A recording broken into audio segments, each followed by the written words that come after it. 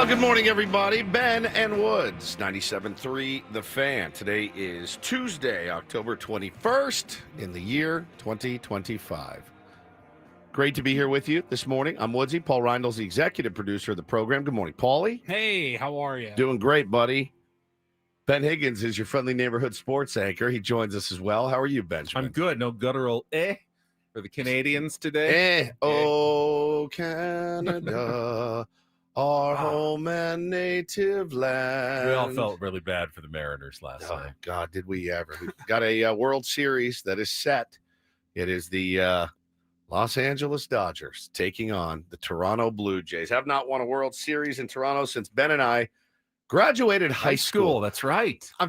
So we graduated high school in June of 93. Right. And then the Blue Jays won their second straight title later that year. In October. Yeah. Was that the Joe Carter walk-off?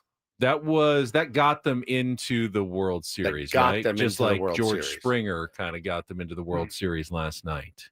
That was a good team. I would like to go back and do a little revisiting on the 93, the year of our graduation. Yeah. I was just starting college. I don't know, where were you? Did you go straight to college? I actually had to go to summer school. Summer school after your senior year of high school. Yeah, just to get in. It was like, I can't remember what they called it, like probational acceptance or something. I had to get it was like the only grades I got for the next year and a half. I got like 2 B's in summer school, and then that was it. Got in. And so I took off for college in when does this semester start? August? September? Usually, August, September. I got there in June, July. So I had to go to 2 classes, and that was great. I had a freaking time of my life. Summer, in college was amazing. It beat staying home with my parents and working. I'll tell you that much. But Ben and I, senior, it was a long time ago, dude. That was a long, long, long time ago. 32 years ago. 32 years. Yeah. Ben is off to Pomona College. Correct. The rest of the nerds. And I'm out at Texas Tech, where they would take almost anybody, except me, who had to go in on probation. Just 2 ships. We're not sure if you're Texas Tech material. Yeah, right. Can you say your ABCs? You can? Okay, you're in. You're in.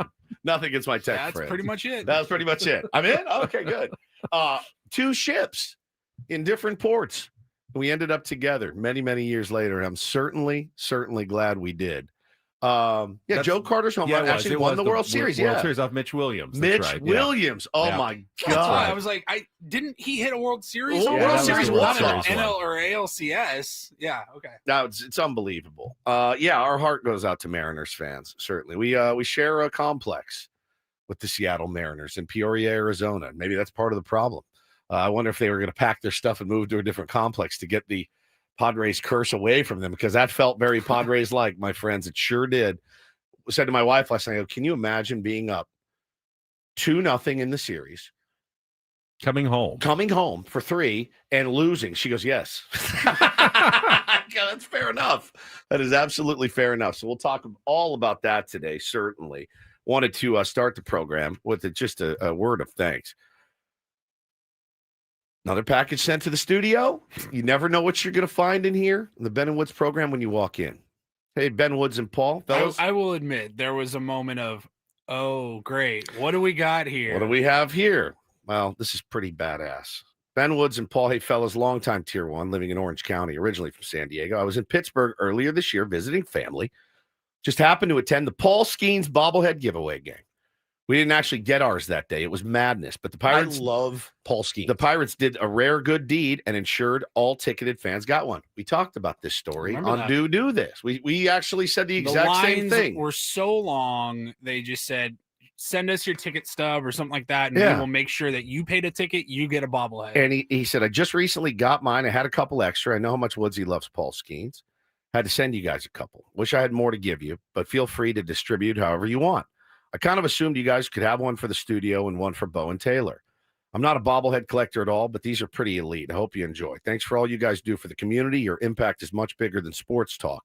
Your focus on mental health and being advocates for therapy is massive.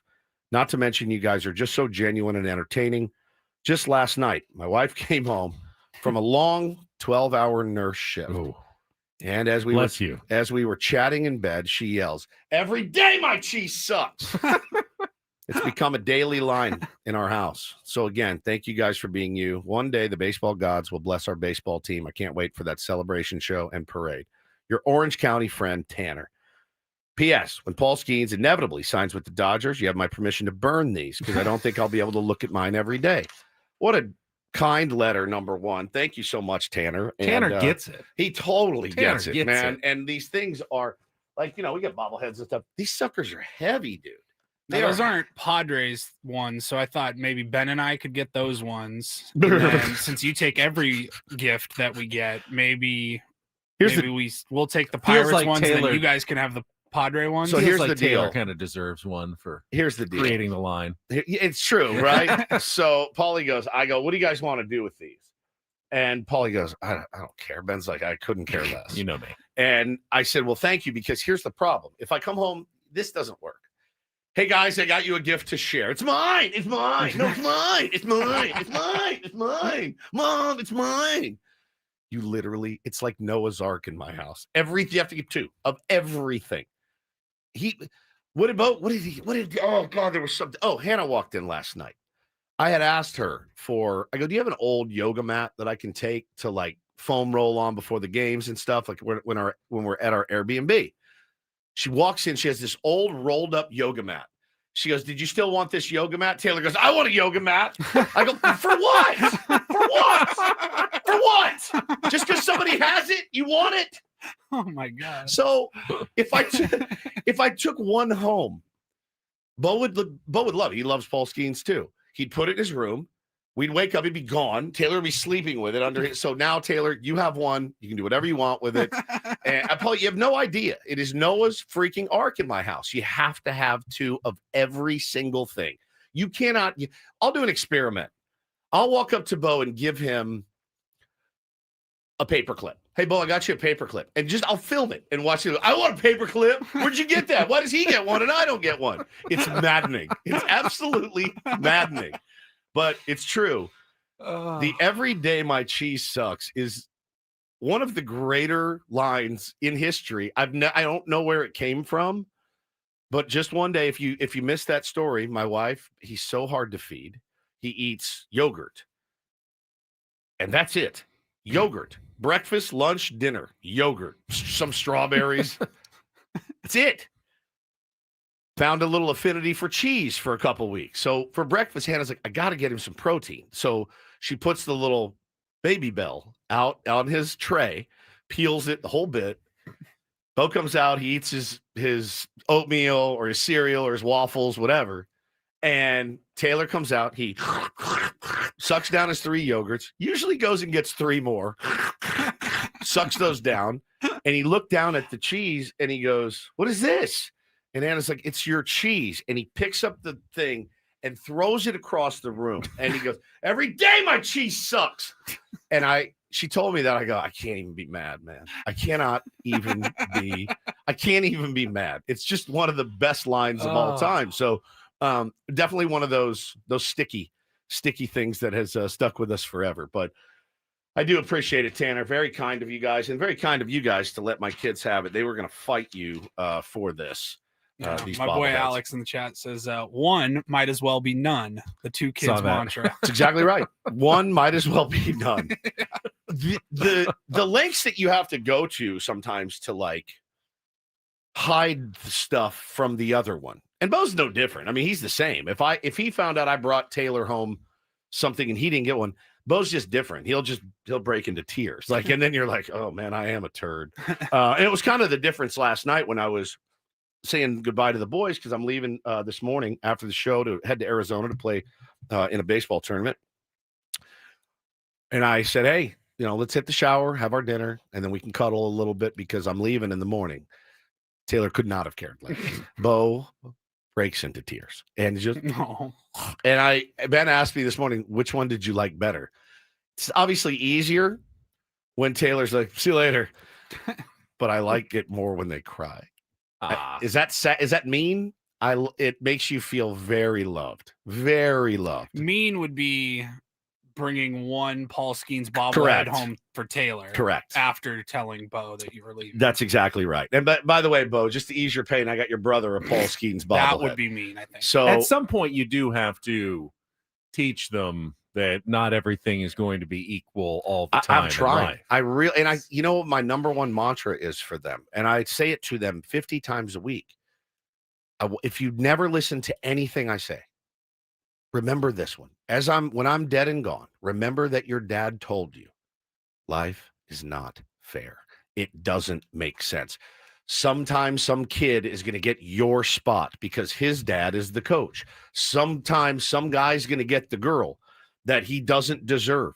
It's not fair. It's not fair. The quicker you learn that lesson at 7 and 4, life is not fair. It's never meant to be fair. But it does even out. Yeah, well, yeah, and you can't always think that everything's going to go against you as well, because you have to appreciate sometimes, you know what, I got that, and I don't know if I was totally the best choice or deserving of it, but I appreciate it, and I will do the most to make myself worthy of whatever fortunate break that I got. As I sit here today, 100%. I have no business being in this chair, and I've known that every day since I've been here. So it is truly, truly a blessing. But it's an important lesson to learn, because life is not fair. Like it doesn't mean that you did even anything wrong. Just sometimes life isn't fair. So if you go through your life expecting everything to be perfect and even out, it just doesn't work that way. So they're learning that lesson, and but you do in things like this, man. You have to divvy it up very equally. We were in my house growing up too, and you had older siblings, younger siblings. Did your mom used to counsel with you on Christmas morning?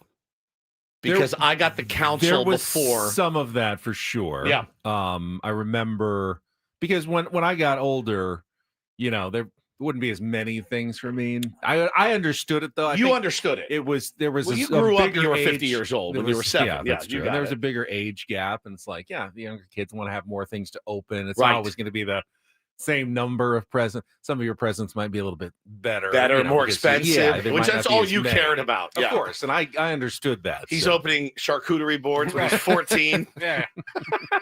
The champagne saber when he was 21. So yeah, exactly. So it's just one of those things where, my mom would grab me and go, you actually got more presents than Brent, so I'm going to need you to open them faster. So you need to go 2 for each one of his. He'll be distracted, so make sure you rip through yours, put him off to the side. It's just one of those things. It's just one of those things on how it works when you're a parent. But great game last night. Phenomenal game last night. Phenomenal series, really. Took it 7 games, and we'll talk about that certainly today. It was you try to put yourself in the fan base's shoes, and you did it both times. You put yourself in the Blue Jays' shoes in about the 5th inning, and then in the 8th, you put yourself in the Mariners' shoes, and you went, "Oh my God, man!" It was easier to put myself in the Mariners' shoes because, that's what we have more experience with: the heartbreaking failure of getting close but not quite getting over the hump. Yeah, no question. How was everyone's day yesterday? You guys do anything exciting? Busy for me. I was very busy. I anchored one newscast. I did a giant extended sportscast after the Monday Night Football game from the Gaylord Pacific Resort, which was back very at cool. The Gaylord. It was very cool. All done though. Is that a weekly thing? Yeah, just for a couple of weeks after Monday Night Football. I'll do it again next Monday, and then I guess we'll see how it goes from there. I will say I saw the Gaylord Hotel from Coronado over the weekend, just across the bay. It's a sight. It is. It does not look like it belongs, just because it's the only tall casino hotel building. Casino hotel. Is it a casino? It does no. It's not. It looks like something you would see, and it's just kind of all by itself. 7 miles, just right down the road. Yeah. Saw that too. From across the bay. But it's the size of a Las Vegas casino hotel, which is just weird in San Diego to have something that massively enormous, just kind right of on by the bay, itself, down on the its bay. own. It definitely stands out from the rest of the scenery in Chula Vista. I called Paulie yesterday after, so I went to get some treatment after the show. By treatment, I mean I went to a spa. Got out of here pretty quick. Got down there pretty quick. It wasn't the spa you went to last week? It was not the nude. Different spa. It was not the nude spa, but it was very, very nice. And I only stayed about 2 hours, which I could have stayed all. My family didn't get home till 5:30. I could have sat in there on my ass for 8 hours if I wanted to. I had a delicious sandwich by the pool, which was lovely. It was lovely. I did the cold, the hot, the steam, the sauna, all of it. Feel good, ready to go. But I have a hard time sitting, just relaxing. I can't, like, there was no one there to talk to. So I was just sitting there and I'm like, all right, I feel fine. And so I got up and left because I had so much to do to get ready for this trip, including. You're not one to leave quietly with your own thoughts, are you? Most of the time, you can. I can be with my own thoughts. Yesterday was a problem for me. Yesterday I had a hard time. I got a little bit worked up when I was at the spa about some things, and it kind of messed with my relaxation, if you will. We don't have to get into those, but I would say seething is probably the right word. Seething. It's hard to relax when you're seething, right? You can't just, I'll take another Sprite and just chill. It's not in me. Plus, I had so much to do. One of the things I had to do was get a haircut. So I got a haircut. Then I had. Looks good. Thank you. I took you. 40 minutes, dude. It's the easiest haircut, but he was very detail oriented. And I'm like, are you saying that's long? Like 40 to 45 minutes. My guy takes an hour every time. Oh, this 45 minutes is way too long for me. I thought 1 hour was too long. Like 25, 30 minutes. He did shave the whole back of it. Like, what are we doing? Took forever. Then I had to go to what is formerly known as Kinko's, the FedEx store. FedEx office. Right. Why did I have to do that, you might ask? Because as a 50-year-old man, and I think I've told you guys this before, I have zero access in my life to a printer. None. My wife has a printer at home. We have a printer about 15 feet away from you. Correct. I'm surrounded by printers. A business printer that prints really well, really quickly. Yeah. Right behind me. And then there's one. I use it every day. There's one next to my chair in my office. But I'm not allowed to use either of them. My wife will not let me use our home printer. Don't know why. Still haven't heard a legitimate reason. You're going to waste all the toner. So maybe that's her reason, but she gets to use it. I don't. I asked the engineers here, hey, any chance of hooking me up to the printer? No. Okay. Asked and answered. What does everyone think you're printing? What do you think I'm printing? What do you just manifestos and novellas? Like, what do you think I'm going to print? Pictures of naked women? Like, what do you think I'm going to print? What's the problem? Why won't anybody let me print? All of the above, possibly. Why won't anyone let me print? No one will let me print an effing thing in my life. If I have to print something here, you know what I have to do? Hey, Paulie, can you print this for me? I have to email him something. He prints it. A document or something that I need to e-sign. I've been home. Babe, can I email you this form? Yes, go ahead and send it to me. And then I hear it next to me. Coming up next to my seat, right by my foot. And I can't access it. She will not let me access it.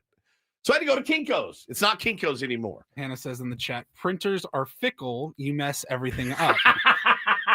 I can also see that. Also true. Valid argument. Printer jam. You know what? Point for Hannah.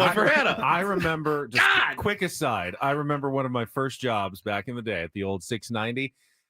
The high-speed sports wire was one of those printers that had the paper with the holes that you had to line up on the side, sync up on the holes so it could continue spewing out things for hacksaw every 5 seconds.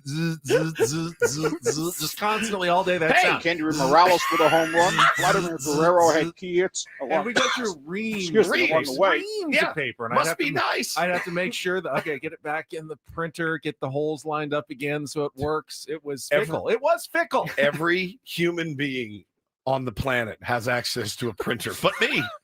Woods is just printing off thousands of pages of fake money. It's just like, what do you? I promise you, JR, if you're listening, I won't abuse it. I won't. I will not abuse it. But I need to print things from time to time. So yeah, it's true, Tony. You don't print to e-sign. I meant sign. I would print this out so I can sign this document and scan it over, right? So she has to do that for me. It's not that I can't do it. No one will let me do it. They will not hook me up to their printers. They will not put me on their network. So I had to go in there. So you sit down at the thing, and I had to print all of this manual, for the tournament, all the rules. I had to print all my rosters. You want to have extra copies. I had to print about 15, 20 of those.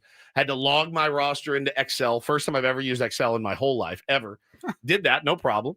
And then you put your card in.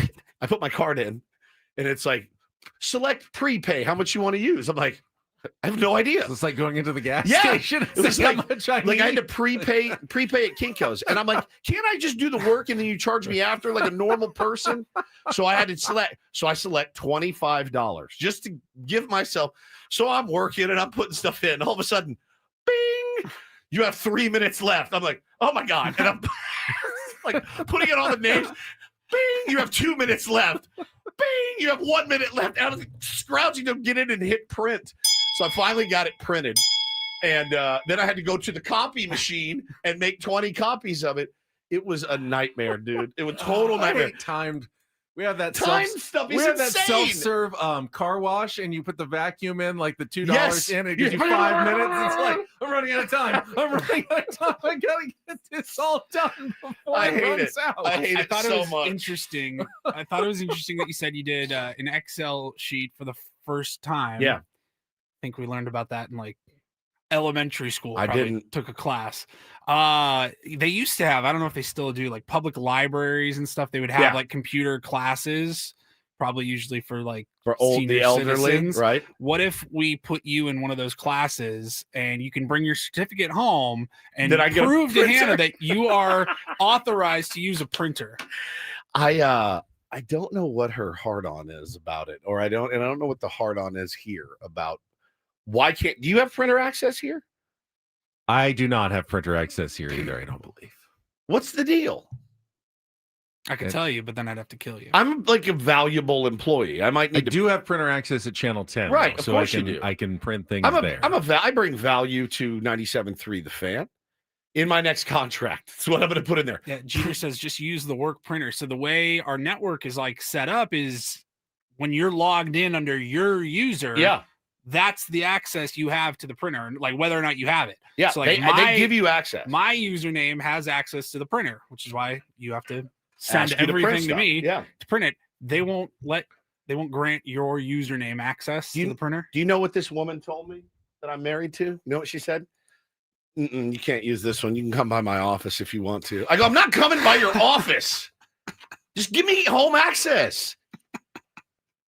Nightmare. So I had to do that. That was like 40 minutes in that place, getting everything knocked out, and finally got it all done. So it was quite a day. I can't get the sound of that dot matrix printer out of my head. I'm sure. Just constantly going all day. That was actually one of the best technological advancements. Quiet printers. Really nice. Yeah, printer in general is really nice. But yeah, I bet LO has access to the printer. You're probably right. Tony, Scravy. Oh, I'm sure. Remember Tony how does, long yeah. printers used to take in like, the 90s? Oh yeah. Like you had a 2-page story, paper Check to write. back in about 15, 20 Yeah, minutes. come on back. It was a nightmare. It was a nightmare. So this is my life. This is what I have to do because no one trusts me enough with a print. You'll trust me with your children. You will not trust me with a printer. No problem with the kids. You ever broken a printer, man? It's a nightmare. I have. I mean, I haven't. I've jammed printers before, but that wasn't anything I did. I'm not up there jamming stuff in it. It just sometimes it jams. But Ink yeah, everywhere. I'm not allowed to touch it. All right, shall we get moving today? Let's take our first time out. When we come back, we'll set the menu for what we've got coming on the program today, including a very special guest at 7:30. You will not want to miss Mikey Varas, head coach of San Diego FC, as they get ready for their first playoff match in franchise history this Sunday. Looking forward to that. We'll tell you what else is coming up when we return with Ben and Woods, the Tuesday edition on San Diego's #1 sports station, 97.3 The Fan.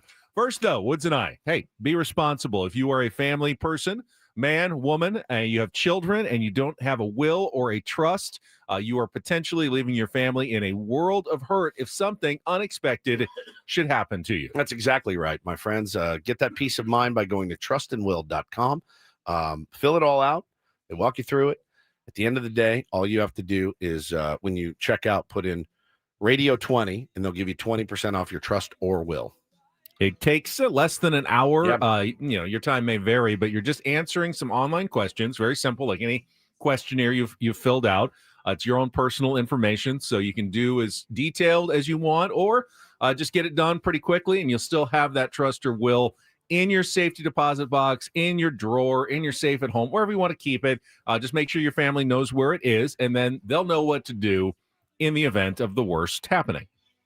Yes, go to trustandwill.com. Use code radio20. Get 20% at checkout. No lawyer's office necessary. No billable hours. It's affordable. It's easy. And you'll get that peace of mind going forward at trustandwill.com.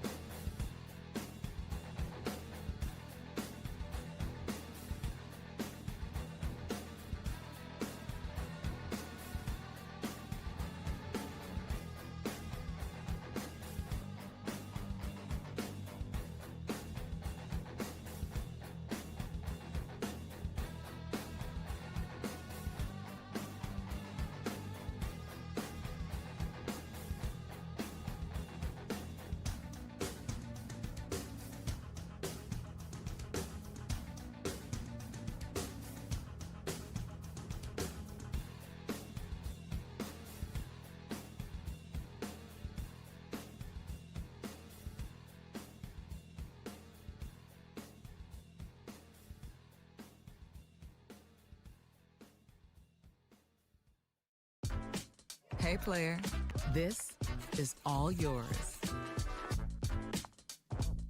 This room with this view. This speakeasy with this cocktail. Hey, could you make that too? The spa with this. Ah. and this pool on this roof. This is all for you. The all-new Hamul Casino Resort, now open.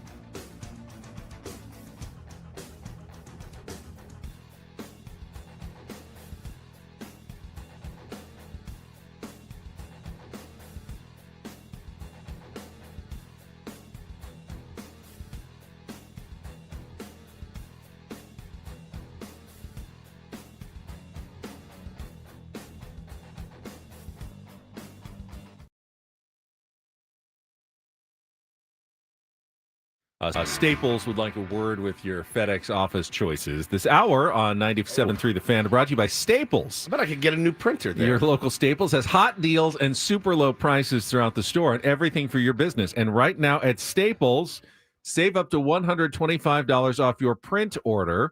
Wow. Exclusions apply. Visit staples.com/print for details. Ends 11/1, plus save even more with the Easy Rewards program at Staples. I should wheel in to my home the biggest effing printer that you've ever seen. That's mine and mine only. And I just wedge it in my office, the big one, the Like office the industrial size, and I just can sit 3 different paper trays. Yeah, I can just print all day. Because apparently that's what people think I do. Why don't you just buy a printer? I don't have the room nor the ability to connect it. There's wires and Wi-Fi and connectivity. There's almost no wires anymore. There's software and stuff I think you have to download. And so, I mean, if you want to come over and install it, I'll give you $50, but I don't have the room. She has a perfect spot for hers. Why do we need his and hers printers? I understand sinks and toilets. I get it. I get it. A printer between the two of us. Is Megan allowed to use it? Yes. How generous of you. What a kind man you are. But we don't even have it. It's not even out. Like, we just, because we don't use it very Right. often. It's still in a box, like packed away in the office. And then when we do need it, you just take it out. Oh, you take it out and plug set it up, in? Oh, plug it in, interesting. use it. Because like I don't print stuff. very Remember often the at home. scene in Mrs. Doubtfire where the mom is working and she comes home? Sally Field. Sally Field. And Robin Williams has all the zoo animals in their house. You're eating my begonias. I think that's what she thinks. She's going to walk in, and me and the kids are throwing paper just all around. Oh, no, mom's home. Clean it all up. We get divorced over it. Like, I then have to dress up as an old woman to see my kids. You know, all over a printer, really. It's really... Next time we're in therapy, I'm gonna ask Sister Jean voice. Yeah. Oh, my God. Your mother's home. Pick up the papers or I'm dead. Phone's on the table, just shredding paper. I'm pouring ink all over both kids. What do you think's going to happen? She walks in, me, other women in there, just papers and ink.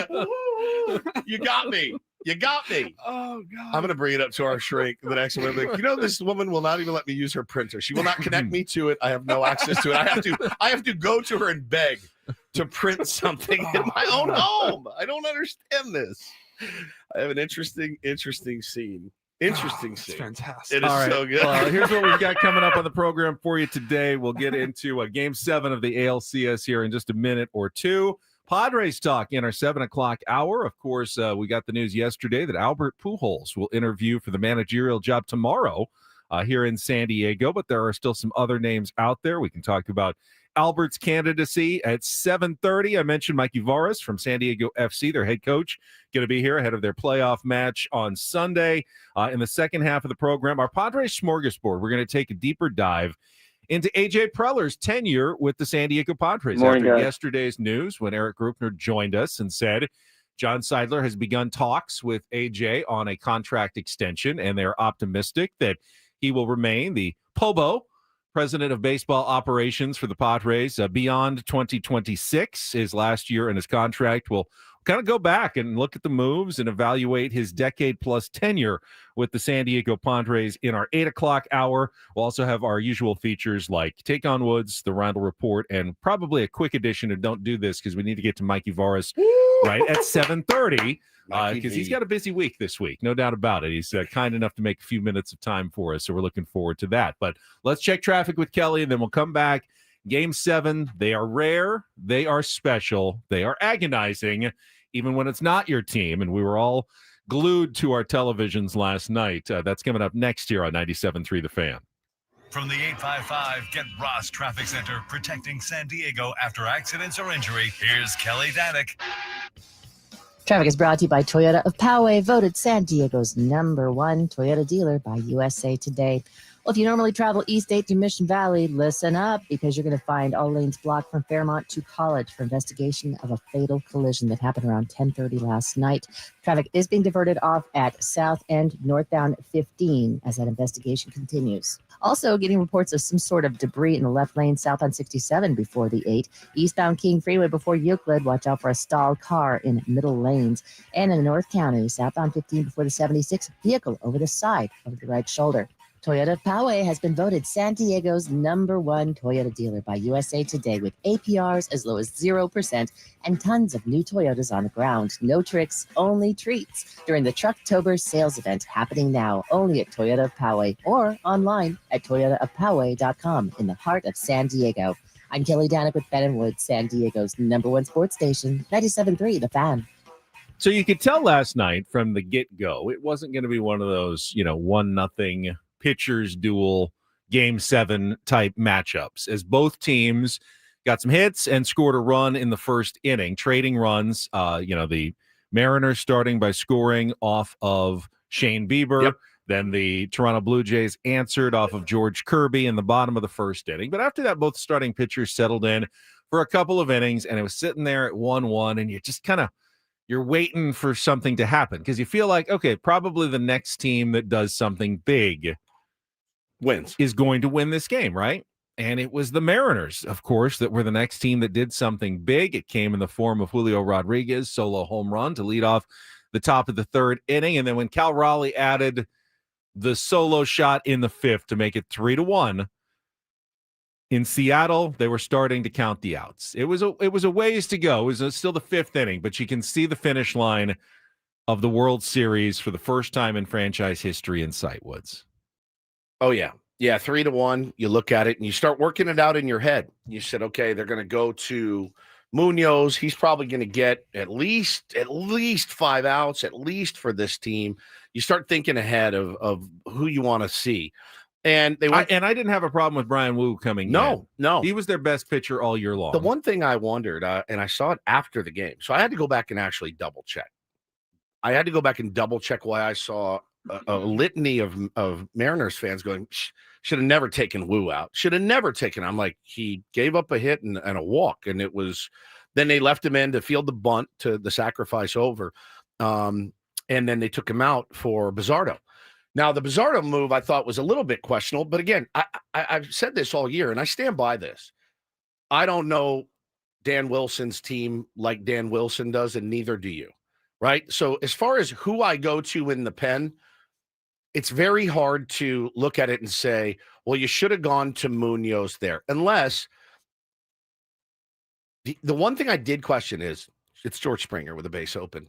Guy has 20 postseason home runs. He has a flair for the big moment. He saw Bizzardo last night.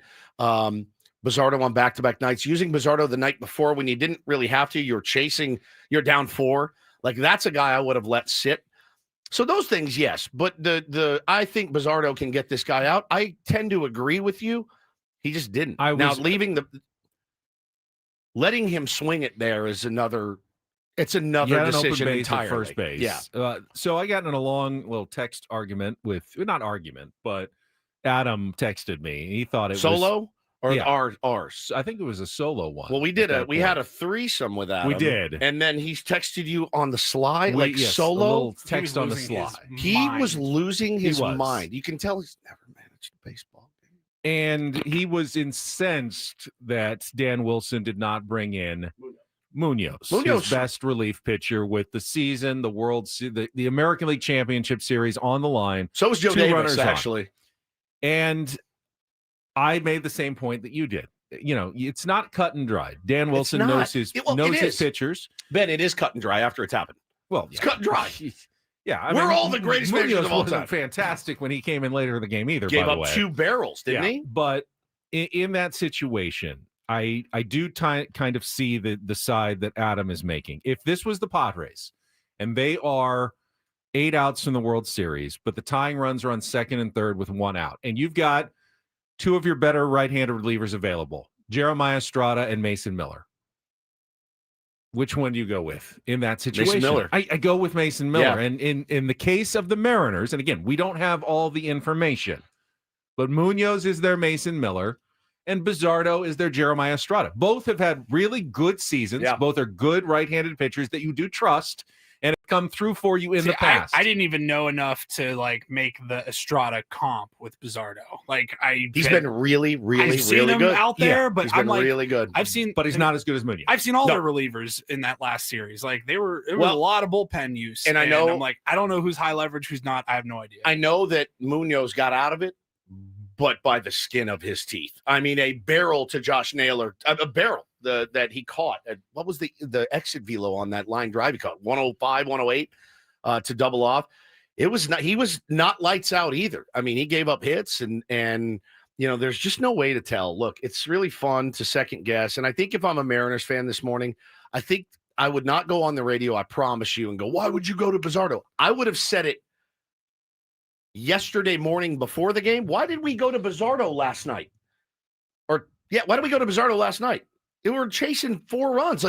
Let that guy have a night off. You're going to need him for game 7, and you're going to need him fresh. And the other thing I would have said is it's George Springer. On deck behind Springer is Nathan Lukes. I'll take my chances with Nathan Lukes. Lukes has had a good postseason. He has, but he's not George Springer. And you're probably hesitant about putting the go-ahead run on base, but Springer's the guy that you can't let beat you. Can't let him beat you. With the postseason history, 20 home runs, 9 of which have put his team in the lead or tied. He is built for October. I mean, with all the great players in baseball history, who some have never even go to the playoffs. Yeah. Others go, but have very limited success or don't do well. His amount of just influential big moments is kind of insane when you think about it. George Springer is always up in the moment that his team needs him to be up in, and comes through more times than not. Who is the greatest postseason performer of all time? He's got to be up there. 20 bombs in the postseason, 9 of which to put your team ahead that's insane, man. Kike Hernandez hasn't even done that. He doesn't have 20 bombs in the postseason. He gets a lot of knocks. He hits some big home runs, but that's like a different level. So that's the one thing, put ourselves in Softy's shoes today. We're talking about our beloved Mariners who, we're 4 innings away essentially from going to the World Series, a place that they've never been. I'm not roasting Dan Wilson so much today, other than maybe not, put George Springer on. You want to hear a little bit of Dan Wilson after the game? Yeah. Did you consider going to Munoz, and why did you like Bizzardo better than Munoz in that situation? Well, I mean, I think like we said, Bizzardo's been doing it all season long and has been so consistent at it, and he's done such a good job all year. And we felt really comfortable with him out there, the way he's been throwing the ball, especially in this series, and it was a good spot for him. Up front on your left, Daniel. Dan, just what was your message to the team after the game? Just to hold up their heads, to understand what kind of a season they had. I mean, I know this stings, and there's no question that it's going to sting. But the kind of season they had, they're doing things that no team in this organization has ever done, and knocking on the door of a World Series. All that, it's due to how hard they've worked, how hard they've played all season long. All the times they've come back, all the times they've bounced back. It's a special team in there. And, it's just, it's a shame we had to come out on the wrong side of this one. One player who didn't get the hold your heads high message was Cal Raleigh, who came out after the game, Woods, and just said, I hate to use the word fail, but we failed. Yeah. It hurt to hear him say that, because obviously he came through consistently. Can't blame Cal Raleigh. They would have loved to have gotten him up in the 9th inning. One more batter would have gotten Cal Raleigh to the plate.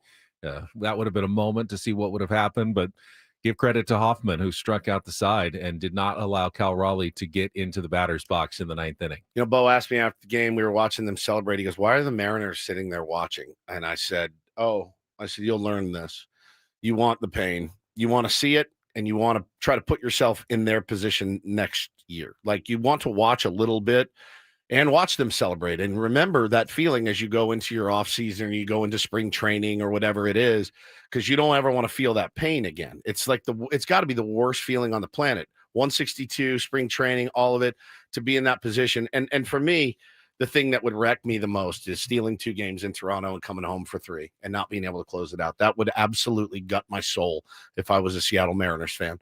You just looked like you had this thing wrapped up. And credit to the Blue Jays. I think the last time they said it happened, you were on the right side of it as a Yankees fan in 1996 against the Braves. The Braves went into Yankee Stadium, won the first 2. Looked like they were going to cruise. That was such a good Braves team. And no one knew that the Yankees dynasty was coming. It was coming, right. So the Braves looked like they were a juggernaut that was not going to be stopped. And the Yankees went into Atlanta and completely turned series around and started a dynasty. That World Series in 1996. It's just got to be the worst feeling of all time. Man, I cannot believe we stole 2 in this really tough place to play. Got big contributions, got great pitching, and we came out on top, and we are going home to some of the best fans in baseball. They've been loud, they've been on their feet, and all we need to do is win 2 out of 3. Guys, we got this in the bag. And then to lose in that fashion last night was just excruciating.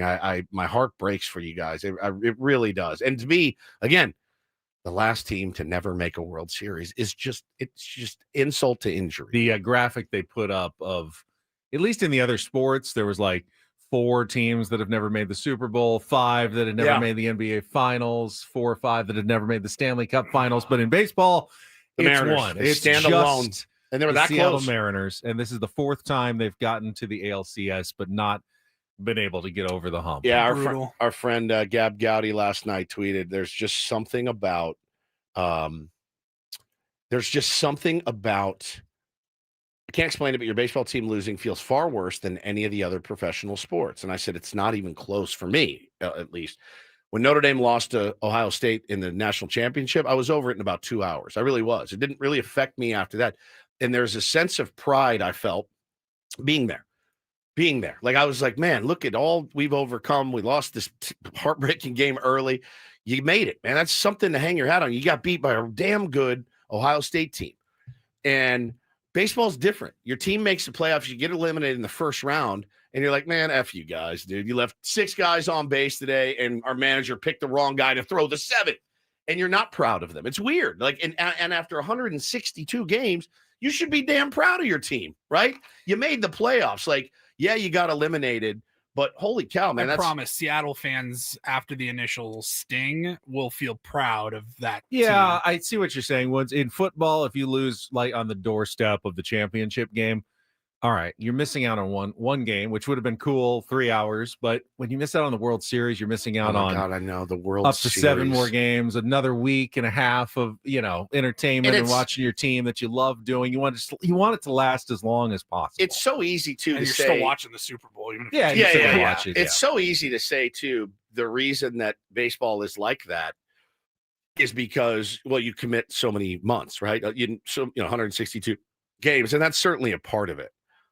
But I don't know. I mean, did you guys feel proud of the Padres this year when they got eliminated by the Cubs? I didn't. I'll just be completely transparent. I was not proud at all. I didn't feel proud last year either. I felt no, that was the shot. That was their best shot. That was extreme. But in 2022, when they lost, I felt proud of that. Yeah, I was proud of that team. That was solid. Yeah, for sure. Now we've got a World Series matchup. We were never really able to decide, I think, as a show, which team had the better chance of taking down the Dodgers. You think it's the Blue Jays? Oh, I thought you meant which Padres team. I was like, it was last year, dude. The Mariners. They said it. The Mariners or the Blue Jays. I can make the case for either. Which team can only lose by 2 games instead of 3? Right. I think it's 4-1. And you said it yesterday. Dave will try to get Clayton a moment, and they'll lose that game, and then but Dodgers will absolutely a rested juggernaut Dodgers team. The Dodgers do at least have to go to Toronto. Yeah, they will not that's have something. home field advantage in that That's series. something, but that's not huge, much. But you saw how much home field coping. advantage mattered in some of these. Well, it did the series. last 3 games of did. the ALCS. It did. And Toronto's got some momentum of winning 2 straight at home. Now they've got 2 more at home. They get to stay, a nice week and a half in their own beds until they actually have to travel again. What did they say, though, about the playoff experience at the Toronto Blue Jays, the World Series experience at the Toronto Blue Jays? I think it's just George Springer, isn't it? And Max Scherzer? I got to look that up for all you. those playoff appearances, he never got to the World. Yeah, with the Nationals. He was with the Nationals. He's not on a Dodgers. Yeah. No, he didn't pitch. Remember, he had a tired arm. I don't think he pitched in the World Series. I think they were mad at him for it. All right, Padres There's not a lot, managerial though. search takes its next step. We'll get into that and more. Hour number 2, Ben and Woods, coming up next year on 97.3 The Fan.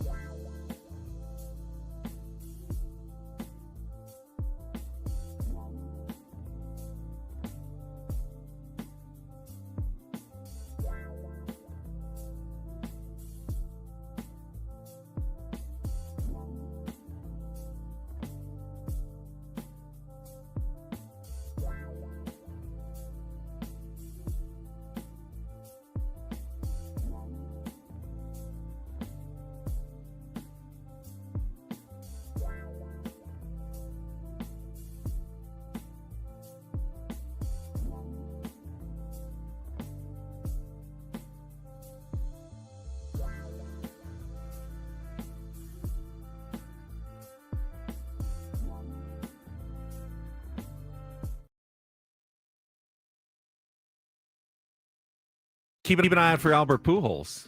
Looks like he may be in San Diego in the next 24 hours.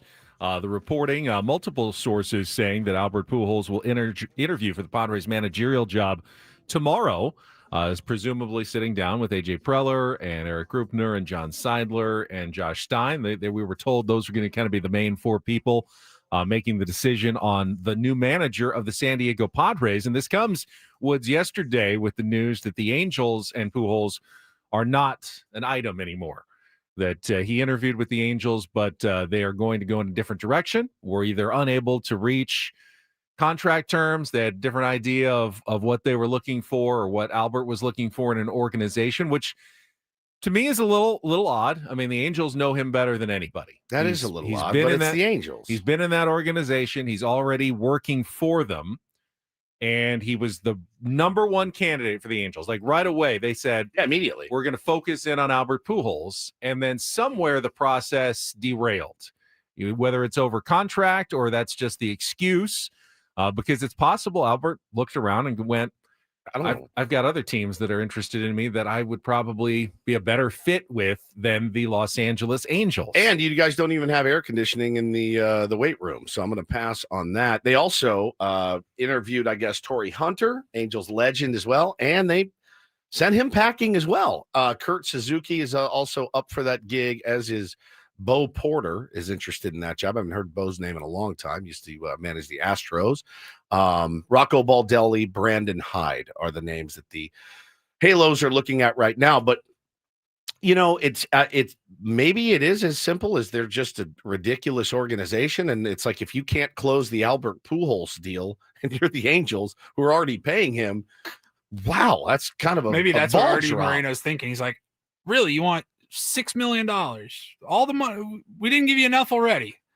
I think, well, I mean, they still owe him like $7 million over the next 7 years. So, somebody made the point yesterday of, well, so whatever the Padres give him needs to exceed that, correct? Because why would you leave $7 million on the table? I mean, maybe you would in order to manage. Mike Schilt left $4 million to not manage, so anything's possible these days. But I think he's going to be more expensive than your usual first-time manager. Yeah, who's trying more to get than a shot Ryan in the chair. Flaherty. Yeah, he does not have to undersell himself like a Ryan Flaherty or a Jace Tingler did. Like, I'm just lucky to have this job. He's Albert Pujols. It's so hard to ever put yourself into this mindset when you're talking money and the kind of money that these guys make. But like, I just looked it up. I mean, his career earnings just alone in baseball were $341 million. So is he super upset about a couple $1 million here or there, or is he looking for the right fit for him? Yeah, you may leave that on the table to go to a better situation, or buy me out for half and I'll walk or whatever. Like, who knows? I don't like getting in people's pockets. I really don't. It's whatever he can get is what he should get. He's been working with prospects for the Angels in the DR and Angels players at spring training. We've seen other players, with the Padres in roles like that before, but his managerial experience is limited to just some Dominican Winter League. The Leones de Escogido did manage them to the title and the Caribbean Series title, so he had some success. But Woods that's a very short season and a tournament, and that's all. That's his extent of managing in Major League Baseball. So you'd be taking a chance. I think it's a massive chance. Joshua says just because he was a great player, does that automatically mean he'll be a great manager? It almost means he automatically won't be if history serves, right? If history serves and stays true to what has always happened, the great players that were great managers, I mean, you count them on one hand? Frank Robinson, was he a great manager? I don't know if he was I think he was. I think he won World Series. You're better off being a average catcher. Yeah. Have a nice little major league career, and then you'll get a managing job. Pros, cons from the Albert Pujols hire. I was thinking about it yesterday. Outside of the first-time manager bid, which it sounds like a lot of the candidates are going to be first-time managers. Yep. So maybe you have to just throw that away entirely. I'm not totally sure that a first-time manager where this team is at, where this franchise is at, in this very end of the window that we've been talking about now for a few years, I'm not sure their first-time manager is the right choice. Outside of that, I can't think of any good reasons why not to just give it a shot, because at this point we've tried the no-name manager, we've tried the yes man manager, we've tried the experienced manager, we've tried the proven winning, 90 wins every year manager. Nothing's worked. There is. Why not the elite Hall of Fame play, no doubt 700 plus home run guy walks in, gets the respect day one. Here's my reasons why not Albert Pujols. And I'm not saying that I don't think they should hire him. I'm just These are just cons. These are just a couple of cons. Managing is more than just, commanding respect. There's a lot of detail involved, as Mike Schultz showed us over the last 2 years. That's important, that matters. And if you don't have experience with that, learning on the job is not easy. He'll need to be surrounded by people who know exactly, what they're doing, strategic situations. You don't want someone who's kind of learning on the fly. And I'm not saying that Albert Pujols doesn't understand the strategy of baseball and probably situations more than like that. A lot of people. I'm sure he does, but it's different when you're, the game speeds up on you when you're sitting in that dugout and the one making those decisions. It's not a problem that's impossible to overcome. There was talk that the Angels, he wanted to bring in a lot of his own coaches. The Angels weren't that comfortable with that. Don't know that AJ Preller is all that comfortable. He likes a lot of his coaches. He likes Ruben Niebla, Ben Fritz. I don't see him going, go ahead, clean house and bring in whoever you want, Albert. I saw the report that he really wants his longtime friend, Ramon Martinez, to come along with him and be the pitching coach. My answer to that is absolutely not. Absolutely not. You're not getting rid of Tio Ruben, dude. You're not.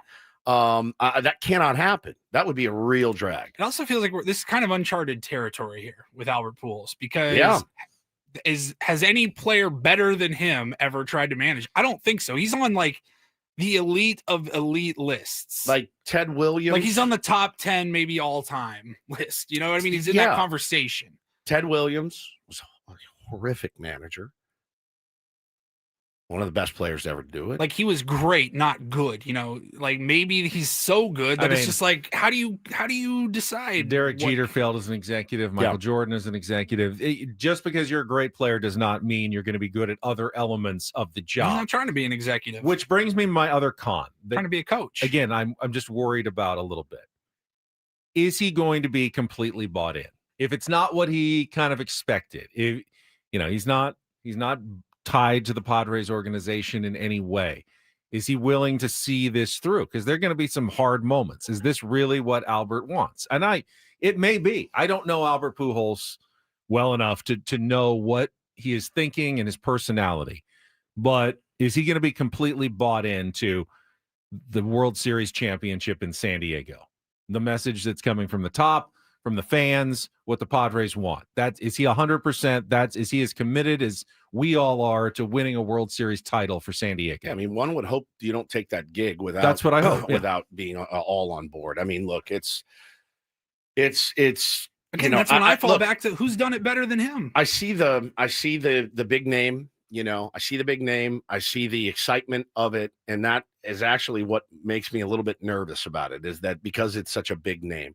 Is he a brilliant baseball strategist in the year 2025? That remains to be seen. But again, you surround yourself with guys that are, and sky's the limit, I think. So, does the fact that the Dominican national team thinks he's good enough to coach in the World Baseball Classic, assuming he doesn't get a managerial job? Remember, the WBC managers are inherently guys who aren't managing in the big leagues because you can't. Right. You've already got a job. Who's the U.S. manager? I mean, Mark DeRosa. Yeah, DeRosa. Does anyone think he's one of the greatest managers of all time? Probably not. Nobody's saying Pujols is the greatest manager of all time. The fact that he's managing the Dominican team doesn't tell me much. It tells me somebody, one group of all-star players is totally he's fine willing and available, and he's a big name. It's a PR gig to manage the World Baseball Classic. And you're again, not even putting together a team. You're a figurehead for the WBC, making a couple of decisions. And I look, if that's the guy, obviously everyone will support it. And it's just the pros of it, obviously the experience. What I heard from Skip Schumacher about how he treated every AB as Game 7, man, if you can instill some of that into these guys, forget it. Right? Like, is that something that can be instilled, though, or is that just either in you or it's not in you? No, I think it's a mentality. I do. I think it's a mentality that you can, and he has it. But but I think you can. And Skip said other guys fed off of that, and that's how they won that World Series. Yes, but can you feed? You can feed off it as a player.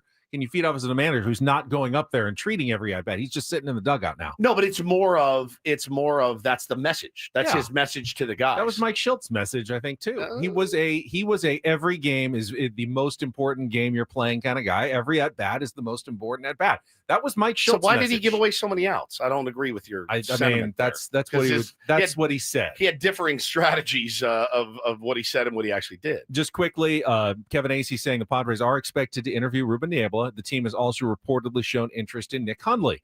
Again, just be a catcher who does okay in the major leagues, and you are on your way to a great managerial career. We love Nick. We love Ruben. Yes. Love to see those names on the list. Will there be other names? There are other names, yeah. Even after the World Series. Don Mattingly's a name we've heard. He's coaching in the World Series for the first time as bench coach for the Toronto Blue Jays. If anybody's interested, including the Padres, have to wait until the World Series is over to get those. So again, I don't think this process is done yet. It's very, very in the early stages of something that's going to take at least a few weeks. Yeah, you'd hate to interview Albert on Monday and then hire him on Wednesday because it would not be an extensive and thorough process. I don't think that's going to happen. All right, let's take a timeout. When we come back, speaking of don't do this. Oh, we're doing that here. And then Mikey Varas. Yes, we're going to break a little early so we have time to get to Mikey at the bottom of the hour. Stick around. Ben and Wood's continuing on San Diego's #1 sports station, 97.3 The Fan. Tonight, though, the start of the professional basketball season. Oh, it is? Yes. I know you don't care that much, but hey, if you're putting out daily fantasy sports lineups, daily fantasy and basketball are great. You've got so many different stat projections to play on Prize Picks, points, rebounds, assists, combine them all together, fantasy score, first quarter options, first half options, second half options. They got live options, including tonight's max discount square. Steph Curry, more or less than 1/2 of 1 point in Los Angeles. I'll let you guess which one to pick there. As you put together your first winning lineup at Prize Picks, you're just picking between 2 and 6 players in your lineup and winning real money by watching sports. You're doing it anyway. Might as well add a little enjoyment with Prize Picks. When you download the Prize Picks app, make sure you use the code KWFN to get $50 in lineups when you play your first $5 lineup. That's code KWFN to get $50 in lineups after you play your first $5 lineup. It's easy. You can win up to 2,000 times your money on Prize Picks, or go a little more conservative, put less in your lineup, do a flex play where you don't even have to win them all. You can win consistently and win that way. I've done it for a couple of years. Lots of fun with Prize Picks. Sign up today. Download the app. Go to prizepicks.com. At Prize Picks, it's good to be right. Must be present in certain states. Visit prizepicks.com for details.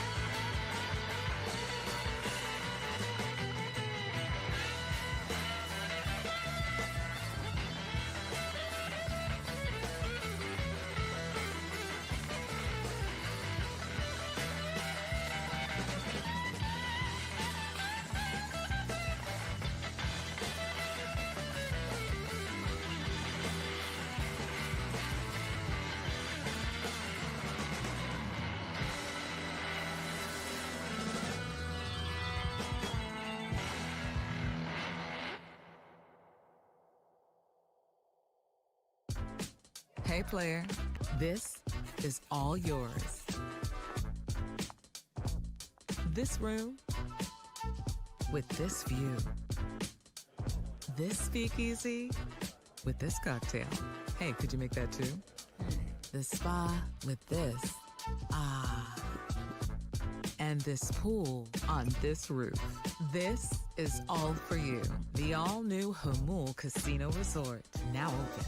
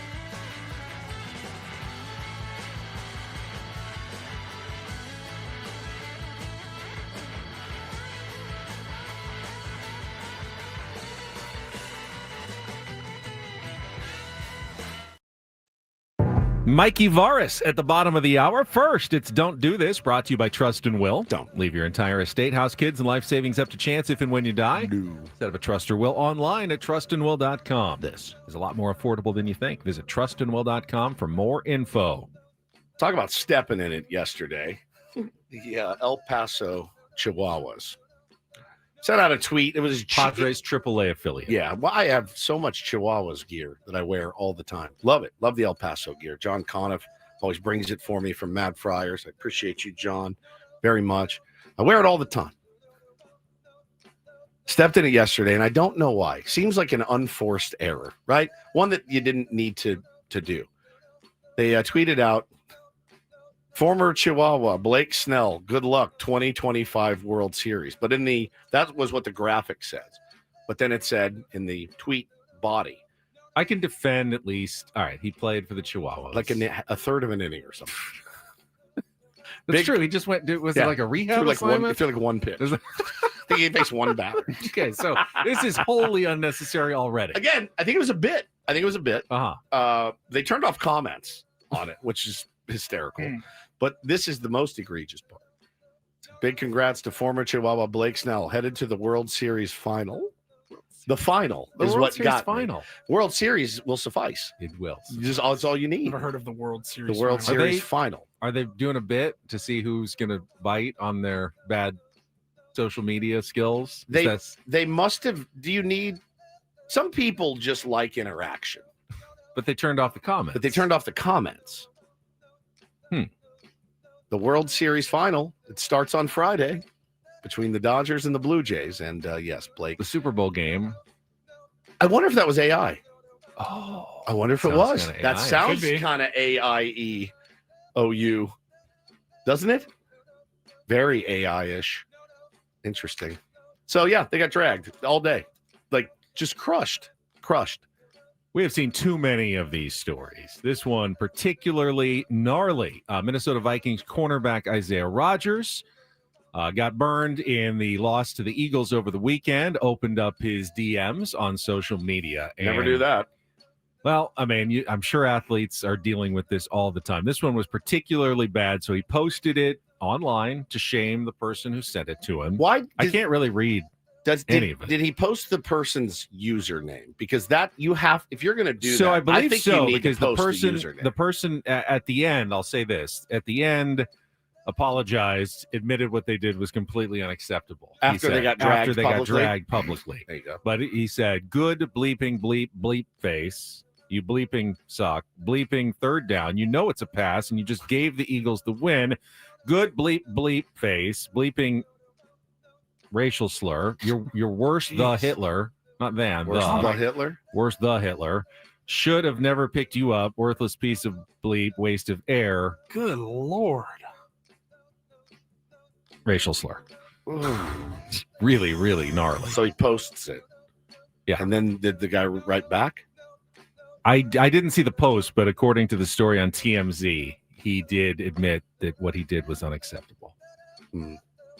Rodgers opted not to reveal the identity of the troll. He just revealed that he got the apology message. I think you have to throw it out there. Ouch. Yeah, it happens way too much, way too frequently these days. People are tough online. You know that. Tough on podcasts, tough online. Yeah. You see it all the time. Don't know if it's gambling or fantasy, Satan's blowfish, but people lose their minds at athletes. $5. The guy lost his $15 parlay. Lost his mind. I hate it. It's such a bummer, man. I've sent messages to athletes, but they've all been positive. All been. I sent one to Orion Kirkering after that moment. I said, keep your head up, man. You're a G. Like, straight up, don't worry about it. Keep your head up. Wonder how he's doing. I think about him a lot. Did he write you back? He didn't. Don't have time to write everybody back. No. It's nice that you did that. I thought so. It made me feel better. Okay. Right? Just to let them know that not everybody's going to think you're an idiot. But I thought, I like spreading a message of positivity from time to time. We can be fairly negative as well. I get that. Yeah. This was a tough listen last night for do this, but it is a do this. DD mega doo-doo. So after the Mariners lose that game, reporters go into the locker room, which has got to be the toughest day of the year, right? You're just lost in heartbreaking fashion in a game 7, and you're done. Your season's over. And they're interviewing Brian Wu, I believe, and you hear in the background raw emotion, and it's come out that it was actually Julio Rodriguez who struck out to end the game. Gone is further than any other team in franchise history. Let it fly. The question was, how does it feel getting that close, the closest in franchise history? And you hear the scream, and he goes, like that. Play it again.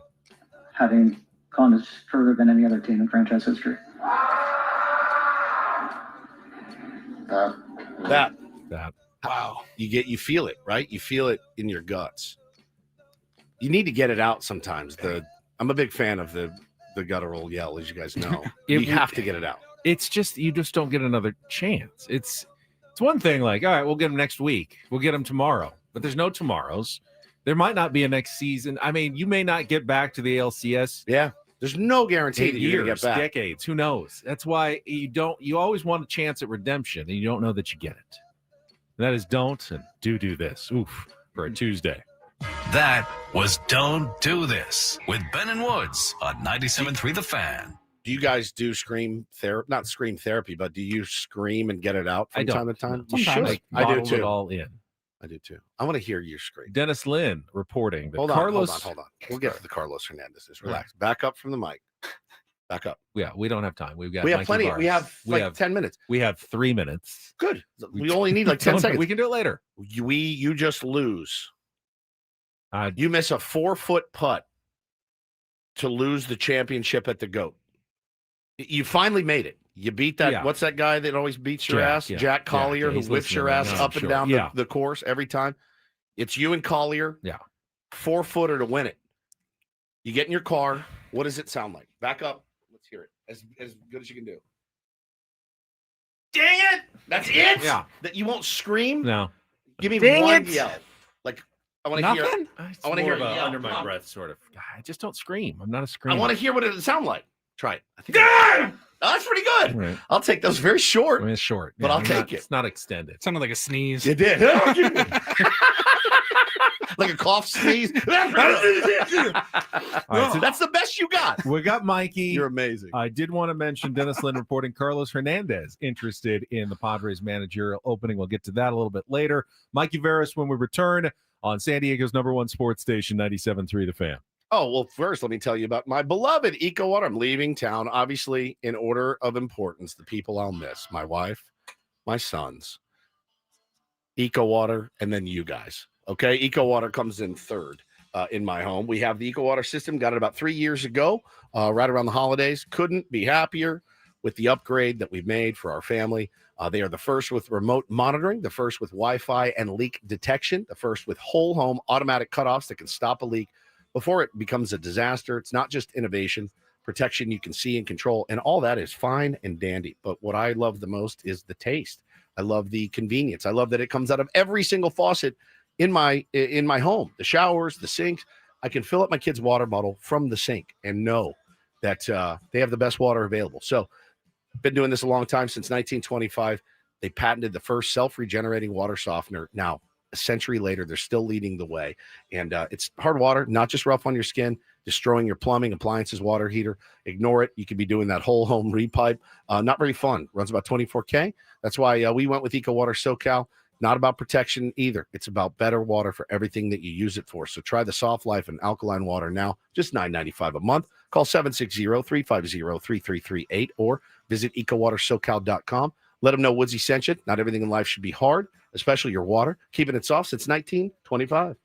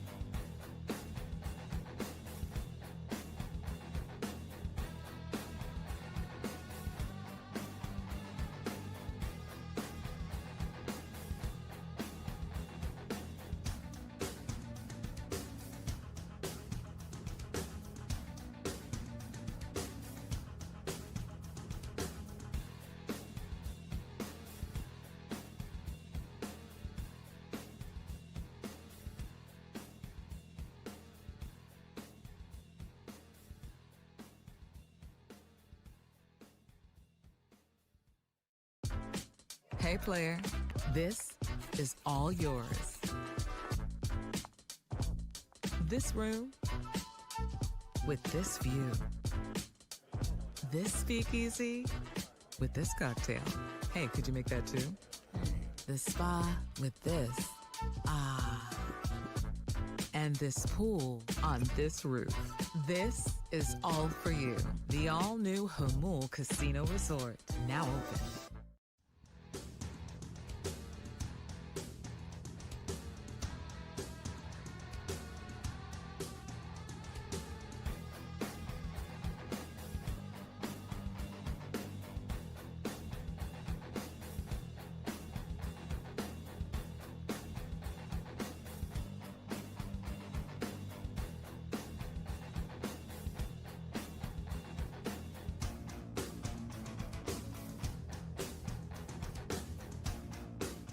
To our David P. Shapiro fan hotline, because joining us right now, the head coach of the Western Conference champion and number 1 seeded San Diego FC, Mikey Varas, is with us. Mikey, congratulations and welcome back to Ben & Woods. It is great to talk to you.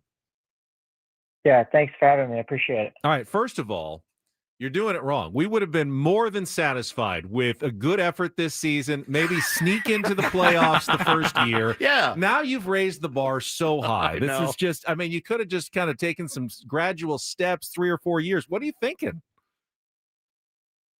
No, you got to go for it in life. You never know. You can't take anything for granted. So, we took the steps to try to build a foundation, and along the way, we've had some really good results. We've had good fortune. We've had a lot of things have gone well, including a lot of hard work.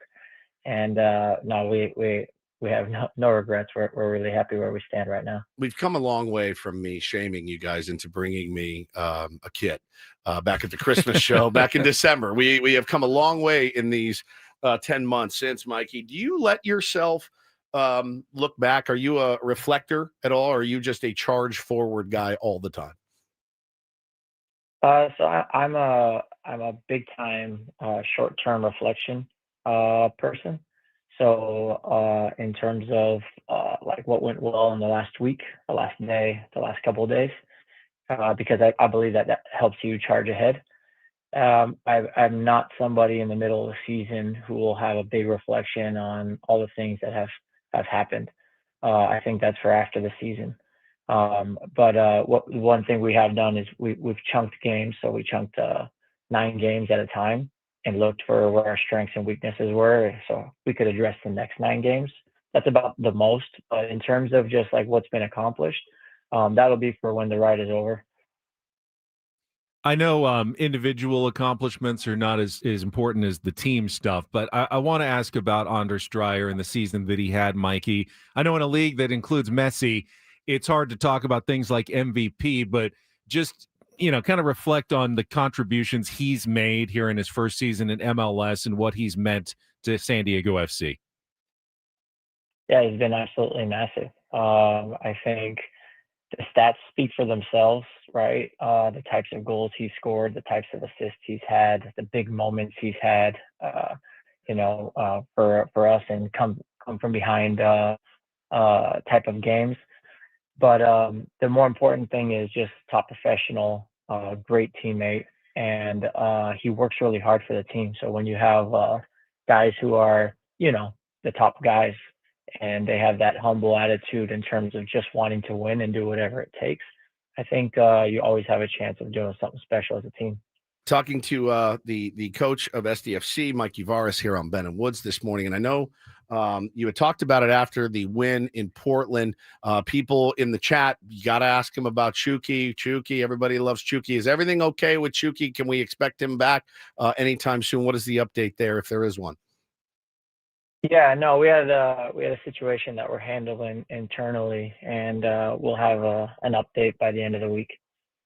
Okay, he's going to keep it simple. Yeah, That's keep right. it simple. Question asked and answered. Now, your opponent is yet to be determined. You'll find out tomorrow night whether it's Portland again or Real Salt Lake. I've seen some fans go, I don't know if you want to keep playing Portland 4 times in a row. Do you have any thoughts on the potential matchup for your first round playoff series? It'll be who it's going to be. Yeah. You know, I knew that was coming. That's how it is. Very, We'll be ready. It's very coach speak. And listen, I can, obviously you can make the pros and cons for each. We'll do that, Mikey. You don't have to actually do that on the air. We'll do it for you. So you will, get a home playoff game at the snap to start. You guys have been so dominant on the road, just as dominant as can be. What do you attribute the difference in how you've played at home as to how you play on the road? I think the team has played really good games both on the road and at home. I think when games are at home, they've been a little bit more closed. I think the way teams approach us at home is a little bit different than how they approach us when they play at their own stadiums, for example. So you can get the game a little bit more open away. But ultimately, the most important thing is we're really confident in the performances we've had recently. Even before these last two games, we had a couple of results that didn't go our way, but we felt the performances were really good, which is important. From a planning standpoint, I know you're focused on the first game on Sunday. At least you will be when you know who you're playing. But the MLS playoffs are a little strange, at least for us as fans of other sports as well, where you start with a series and then you got a little break and then it goes into the single elimination. Is there any different ways you approach that, just kind of knowing that you've got this potential 1.5 month or 2 month journey still ahead of you? Yeah, we have to take all of that into account because there's a FIFA window in between, depending on when, for the teams that get to advance into the next rounds, do they win in 2 games? Do they win in 3 games? That also affects how long they'll play between games. So we'll have all of that stuff sorted out. We're not really trying to predict the scenarios right now because it's just a headache. But we know what we'll need to plan for once reality sets in, if that makes sense. It does. And one thing though, I always think about this when I'm watching the baseball playoffs, right? So the LA Dodgers are sitting at home last night watching Game 7. And they probably have, dossiers on both teams already, but you're looking at the series and you're kind of making plans for both. Is it the same with you guys? You're looking at the 2 teams that are playing that you're going to end up playing one of them. Are you kind of planning for both, or do you just wait till it's over? Okay. No, so we've had somebody on our staff, analyst on our staff, already preparing. They were preparing, I think, 5 teams before this last weekend, right? So now that got narrowed down to 2 teams. This week, early in the week, we'll be preparing the group for things that we know are similar between the 2 teams. Got it. So we can already get into preparation mode right away. We found these 3 things to be similar between those 2 groups. Okay, we're gonna do that early in the week, and then once Wednesday happens, then we'll use the final 3 days of the week to really focus on the things that are different between those 2 teams. That's interesting. Brilliant. Yeah, That's a lot of sense. It's interesting to me how that works. Mikey, last week I saw you talking before decision day. You were asked, will you do any scoreboard watching, knowing you didn't only need a win, but you needed some help to get that 1 seed with the Vancouver loss? And you said, absolutely not. Won't even glance at it. Did you hold to that? Did you ever find yourself peeking or finding out what was going on in the second half, especially after you guys were up, 3 or 4-0? Did you? That would have been the time. Did you let yourself look at least once to see what was going on in the Vancouver-Dallas match? You'll know this if you ever talk to my wife. I'm a very predictable human being. I get tunnel vision, and all I wanted was a clean sheet. And I actually was trying to push our group to score 5th. And I had no idea after the game that what the score was anywhere. And it wasn't until the guys started kind of circling around that I was like, oh yeah, I forgot other teams are playing right now. And that's where I kind of got my attention back drawn to it.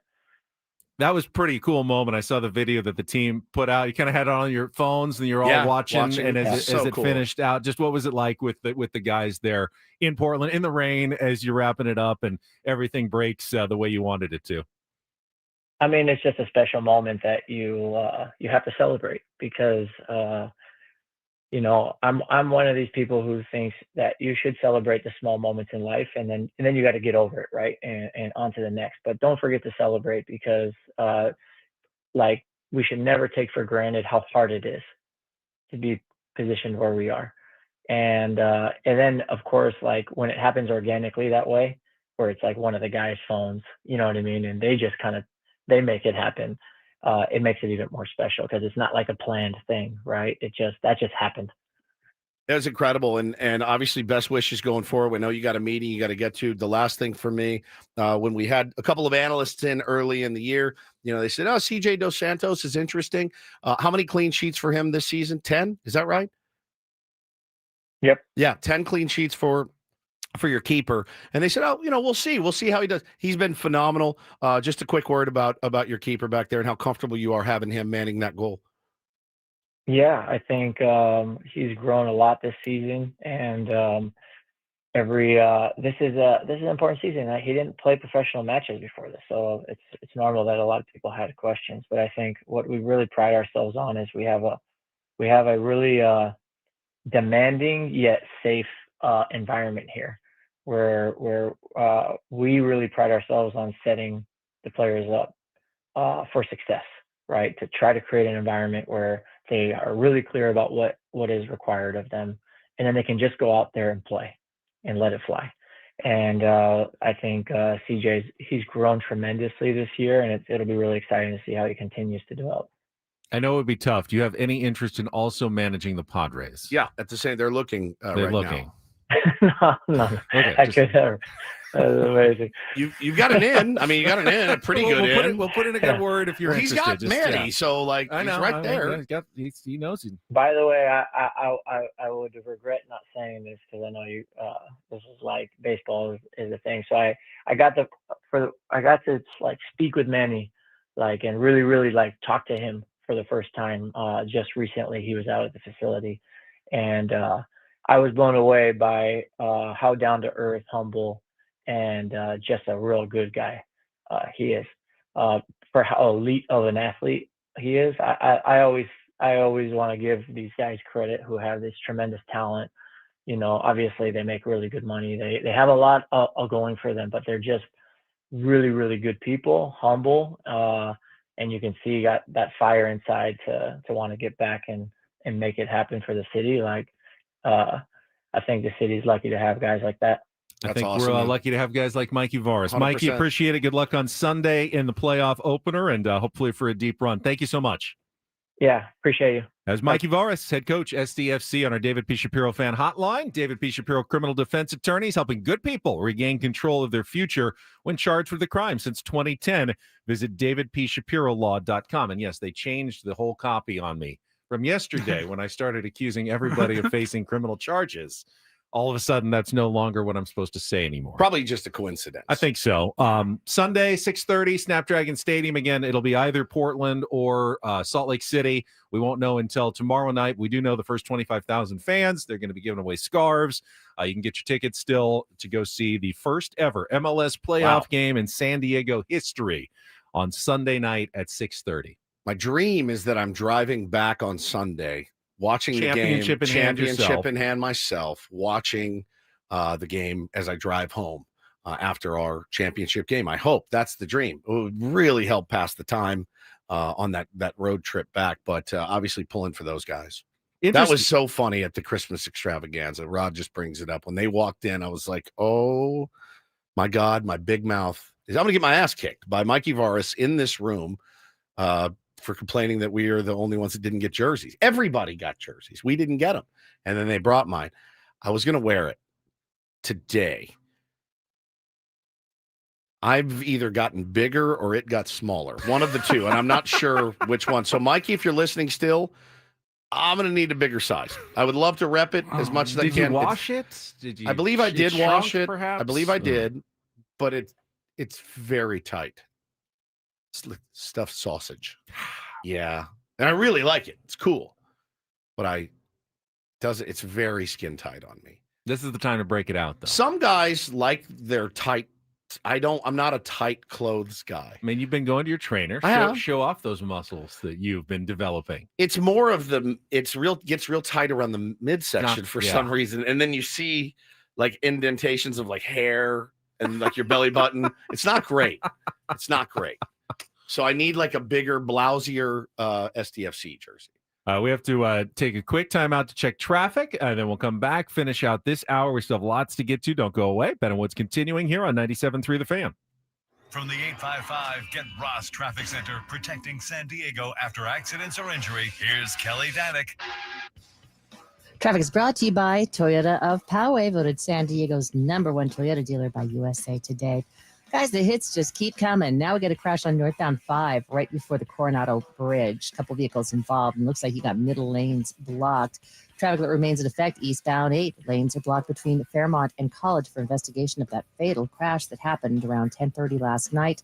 Traffic is being diverted off at south and northbound 15. Also, westbound 54, just before the 5, reports of a crash involving a motorcycle. It's being moved over to the right shoulder. Got this collision on northbound 805 just before Palm Avenue. A couple cars over the right shoulder. And another crash involving a motorcycle westbound 52 just past Mission Gorge Road. Looks like that is mostly in the center divide. Toyota of Poway has been voted San Diego's #1 Toyota dealer by USA Today, with APRs as low as 0% and tons of new Toyotas on the ground. No tricks, only treats during the Trucktober sales event happening now only at Toyota of Poway or online at toyotaofpoway.com in the heart of San Diego. I'm Kelly Danick with Ben and Woods, San Diego's #1 sports station, 97.3 The Fan. This hour, 97.3 The Fan, is brought to you by IHOP. Introducing the IHOP Value Menu, where all your breakfast faves are just $6 each every day. Where else can you get a big, filling, sit-down breakfast for only $6? Go to your happy plates with the $6 IHOP Value Menu. Available every day at IHOP. $7 in some locations. Some locations are 7, some are 6. Not sure specifically which ones are 7. Some are 650. Really? Yeah, maybe. In between. Right, depending on where you are. Again, thank you to Mike Uvaris for joining us. That was a lot of fun. He is in playoff mode, you can tell. He's always kind of in playoff kind mode. of, but today you could really tell playoff mode when we met him at the Christmas party. Yeah. The guy is focused. Yeah, he's locked in. Really like that guy a lot, man. Yeah, I was wondering if he would check the scoreboard once they were up like 4-0. Like just see, maybe, look up once. I'm sure it's in Portland. They probably got it on a screen somewhere. Just we're up 4-0. Nothing bad is going to happen if I take 5 seconds and look up and see how Vancouver is doing. Right. We're not going to lose the game. But he said, no, I wanted to press for the clean sheet and the 5th goal at that point. I did not even think about it until the game was over and the players came and mentioned, oh, by the way, Vancouver's losing 2-1. There's like 20 seconds left. Let's watch it on our phones together. Man, coaches and managers and really elite athletes have always fascinated me, obviously, and most of you guys listening too. Their focus is what sets them apart. It's really what it is. There's so many guys with ability, Ben, to manage, to play. It's the focus. The focus is really what can you get yourself to get to a place where you are 100% locked in a game. I've never done it. Never. I've never been locked in. I've never been locked in through a 4-hour show ever in my life. I've had good hours. I've had great hours. Like, man, that was the best hour radio I've ever done. I need to walk out the door. It doesn't last. It doesn't last. It's just so hard to do. It's funny because I think as fans, we are always so critical of when it seems like a guy loses focus. You're getting paid all this money. Yeah. You're a professional. Think about that. How hard it is just in your own life just to lock in and for keep a long focused time. For a long period of time. We all take breaks at work. We all go, I don't know what do you do? I go strolling around for a couple of minutes at Channel 10. I need a break every once in a while. But when you are in the middle of a 3-hour baseball game, it's not really break time. I guess, when you're up at your team's up and you're not up, you can take a moment. You have to watch that pitcher and watch the game. And how did he throw Paulie? What is he? Do you start him with a fastball? I mean, that's what the great ones do, True. At least, and it really is remarkable, man. It really, really is remarkable. I can recall on 2 hands the amount of ABs in my whole life that I've been completely focused throughout, like 10 times maybe in all the ABs I've ever had, that I was locked in from the minute I got up there to the minute I either got out, walked, or got a hit. Really, like maybe 10 ABs where I didn't think about anything else, but I see where it's coming out. What I else are can you pick- thinking about when you're up there? you try not to think about anything. You're like, but you'll be like, oh, stupid shoes, or why is that guy playing me there? Or I need to get a hit here. I'm going to get made fun of. Like all kinds of stuff goes through your head. Are you kidding? Like if I was able to take my phone up there and look at it, I probably would. That's how bad it is. But the elite ones, man, they are. Time out. They're specials. Twitter Scroll. saying, yeah, Okay. it's just tough. It's just really tough. So he sounds locked in. Would be a really fun guy to play for, I think, because he talked about the expectations that they had, and what he's trying to do, and also all the great managers. They all say one thing too, and I love this, and I hope this for the next Padres skipper. You heard him say, as he was talking about preparation for his guys, and then I just want them to go out and play. I want them to just go out and be themselves and play. And I think that's what the great managers do. They don't try to make you in their image. They try to hone your skills and then let you go out and be you. It's like I told my son and my wife this the other day, because minor B is coming, which is like real baseball, where I have pitchers and I need to worry about, hey, this kid's throwing 60 pitches. I got to get him out. Like all those things you have to worry about.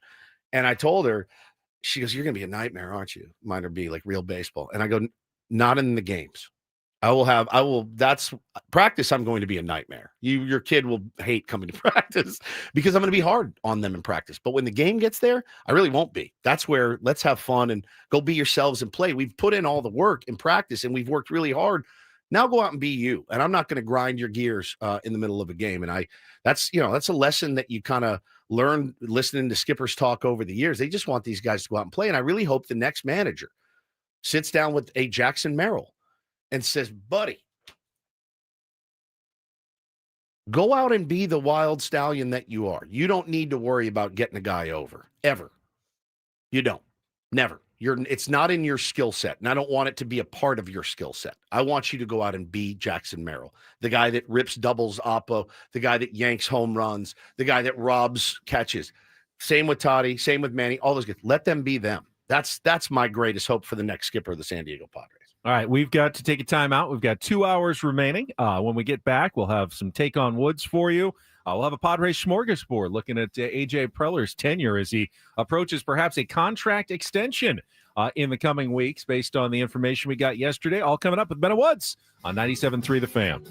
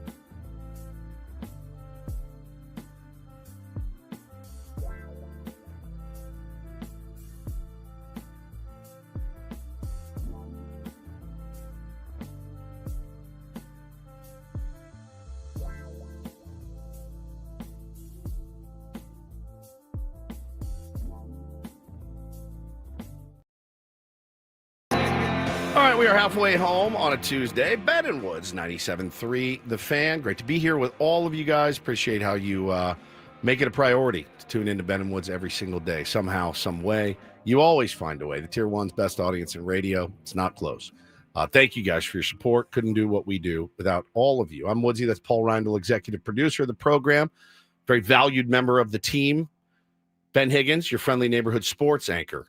Also very valued member of the team. And in that role of sports anchor last night, I turned you both into unwitting television stars. Oh, I did not know this. Yeah, I played a clip from our Eric Grupner interview yesterday from our YouTube stream on Channel 10 after Monday Night Football. I nearly made a colossal mistake, though.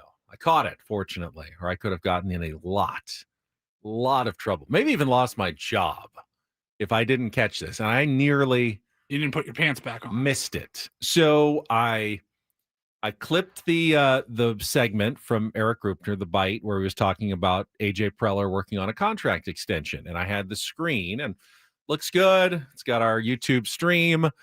Woods on the left, me in the middle, Paul on the right. And I have it it's edited. It's ready to go. And then I look through it one more time and I don't even notice it. But this year, Paulie has started turning on the comments on the chat.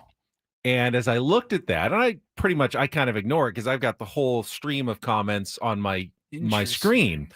But I looked and someone wrote a bad word that cannot be on television in the comments. What word? It's the F word was on there. What was the context? It was something about the effing interview or something that we were doing. Wow. And I am so glad I caught it. I was able to use the blur feature on my Final Cut Pro editing to blur out the corner of the screen so you couldn't see it. But I nearly ran that sucker with the word that rhymes with sucker, and it wasn't there. Somebody would have seen it for sure. Someone would have noticed because I'm editing on a laptop.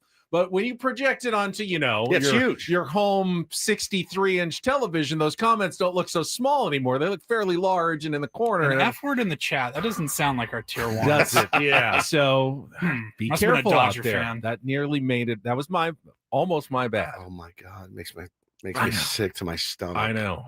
Glad I thought of that. I'm glad you caught it. Yeah. You can toggle the chat on and off the screen. So if you think you're going to use it but when I download it, can I toggle it off? I didn't know that. No. Like, it has to be in real time. In real time. This was the downloaded post version, so it was already on there. Did you give Ben express written consent to use your name, image, and likeness on the news? Because I didn't get a text receive a payment. Or any, not even like, hey, do you guys mind? None of that. Technically, none of us were speaking. It was Eric Grupner who was speaking. Okay. We just didn't have a video shot of him because it was a phone interview. All right. I could have created like that screen voice of Eric Grupner on 97.3 The Fan, but I thought it would be better promotion for the show and showing that you can actually watch us on YouTube to see the stream and what it looks like for, I imagine there's some Channel 10 viewers like, oh, that's cool. I can watch them on YouTube in the morning. So that was kind of a bit of secret advertising in there as well. Yeah, I like that, certainly. But again, I didn't look great yesterday as pre-haircut. True. So you just put me on there. I did. I took a moment because I wanted to make sure like no one was doing something inappropriate Picking our or anything. nose Yeah, or something. exactly. Right. I was probably chewing on something. You were okay. All right. I there was another clip I was going to use, and I said, "Hey, Woods is kind of finger." Yeah, Woods has kind of got his head like lolled back, and he probably doesn't want that on television. Daydreaming. So I didn't use that one, which I'm surprised. I'm sure you've been so excited about this baseball tournament for months. I mean, when did you first decide you were going? Like months ago. December. Like like almost a year ago. Yeah, I put out the email to used to take the team all the time, and we won it a couple times, and we got. I mean, I've been doing this since Mighty 1090 days, right? We took our first team back then, and it was. Bo was just a baby the first time we went and won one. It was crazy, and so I had this idea of getting the band back together and sent out the kind of, hey, who would be in? And of course, 50 guys respond back. I'm in. So you order their jerseys, you get everything done. And now most of the OGs have kind of fallen off. There's still a few of the OGs out there, but I really had to go to the well. Like, who do you know that's good? Okay, we'll bring him. Oh, you got buddies that live out in Arizona? Perfect. We'll take 4 of them. So this is a bit of an ad hoc group. This is taking. it's an expansion team essentially with a little bit of a core. There's a little bit of a core, but there's going to be 10 guys I've never met. This is like the scene in Major League when Lou Brown's meeting his team for the first time. That's exactly right. These guys are walking up to the field. I'm like, and you are? Oh, you're Louis? Okay, here's your jersey, right? Like, it's Louis Mays Hayes here. Yeah, that's it. And so, we'll see how it goes. How are you? How's the focus here now? You're hitting the road in 2 hours when we're done with the show, right? My kind of team. Yeah, 100%. Now we have a group chat going, and I was nervous to do the group chat because people abuse it. And it got abused last night. I woke up to like 700. It only takes one person to go off on a tangent. That's it. And the group chat is ruined. It's like it's over. I mean, it's like people are sending voice like, "Hey man, I'm gonna kick some ass out there." Like people are sending voice messages. See, that's what AI needs to do. We need an AI that doesn't let you send a text that's off topic in the group chat that's supposed to be about one thing. That's right. This is about our baseball team planning for Arizona. Yeah. Don't start commenting on the Padres managerial search. No, there's none here. of that really. Okay. It's more of like people sending like gifts and stuff. But like one guy does it and then everybody else does it. And then I'm like, all right, let's remember this is for like informational purposes only, like game time. Hey guys, just want to make sure everybody knows. the rules here. And it's like I don't want to pull a power trip and be like, don't speak until spoken to. How about that? Is that a good rule? Mr. Fun Manager. Mr. Fun Manager, right. New rule. The chat feature is only to be used by me. Yeah. And if you have a problem, let me know in the chat. But other than that, don't send your gifts of Randy Macho Man Savage. I don't need it. I don't need it. So it's happening right now. It's a bit of a nightmare, but we'll see. We'll see how it goes. I have confidence in a lot of the guys that I'm bringing. My lineup looks pretty dirty, but you never know what you're running up against either. So that makes it fun. You get to play on the big boy fields, and I'm nervous as I can possibly be. You got your drive planned out? I'm just probably going to do the stop in Yuma. Yeah, probably going to stop in Yuma. My friend Joey's riding with me, so we'll head out and just get out there. You got to go to do the check-in, get all the gear. Then you go to the Airbnb, you do the inventory of the Airbnb, then you go to Costco or the grocery store, you buy some groceries, and then you unpack and kind of settle in, and you wait for your first game, which is tomorrow at 8 p.m. So I'm going to be a caged tiger most of the day. A quick update, mentioned it before Mikey Varas joined us, but Dennis Lynn, piece in The Athletic this morning about Carlos Hernandez and his interest in the open managerial job. Of course, Carlos, last 14 years, has been Spanish language color analyst for the San Diego Padres broadcast with Eduardo Ortega. Now, there's been precedent. Jerry Coleman left the broadcast booth, became a manager. Bob Brenly was a broadcaster, won a World Series with the Arizona Diamondbacks. Don't know if that's the path that I want, a current modern 2025 era major league skipper going with so much, in terms of the analytics and detail that now goes into managing that, preparing for a broadcast has some of that, obviously. But Carlos says, he's been keeping up with the latest and talking to players and coaches and feels like he'd be ready for this. And he wants to deliver a World Series championship to San Diego. Yeah, he said he got so close as a player. So close as a broadcaster, would love to do it as a skipper. I think Carlos would be a fantastic manager. Fantastic. One of the best humans you will meet. Obviously knows the game from that perspective behind the dish. He and Freddie Fermin are from the same town in Venezuela. He has the right temperament as well. There is a temperament that you need. I think Carlos has it. Just knowing him from hanging out with him every year at fantasy camp for 7 years now, 8 years. Just as great of a dude as you can meet. Played for Boch. He knows he knows the game, man. He knows the game. There's no question. So I wonder if they'll give him a look. I certainly would. If I were calling the shots, I'd absolutely give him an interview. Dennis also mentioned that Brian Esposito, he didn't call it a formal interview necessarily, but spoke with team officials yesterday. We heard Eric Grupner tell us that they were going to be beginning that process. Sounds like it began with at least a chat with bench coach Brian Esposito yesterday. He also mentioned a couple of other names, including Ruben Niebla, who we believe is going to get an interview. He also mentioned Mark Loretta as someone who could be getting an interview from the Padres in the near future. So I would think Lowe would be fantastic. Lowe, Hernandez. We're talking about some of the fantasy camp counselors. Yeah, we are. As potential managers. Gary Templeton want to throw his name in the hat. Goose Brett Gossage. Boone. You imagine Goose out there? No, I cannot. He'd make daily scrums with Goose would be nerd too. He'd make it 15 minutes into That's drills. generous. 15 minutes into drills. Yeah, I'm not doing this, ass. I'm going back to my ranch. I mean, the Yankees booted him. They Mark booted Grant. him. You can't call players that these days, Goose. You can't. They booted He couldn't him. make it through one media. He couldn't he couldn't make it through. He didn't, multiple media a day. He couldn't make it through one interview with us without cursing 3-4 times and calling guys P words and all. I mean, God only knows what else. But like the Yankees used to have him out at spring training. They're like, "You're banned.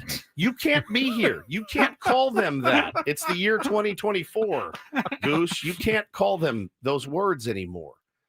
That it doesn't fly." Who was it who said to you put him on the air? Yeah. It was one of the trainers. Yeah. They were out on the field. JoJo? Yeah, because we would get done, like they'd be out of the field at like 9:30. We'd get off the air at 10. So we were always a little bit late.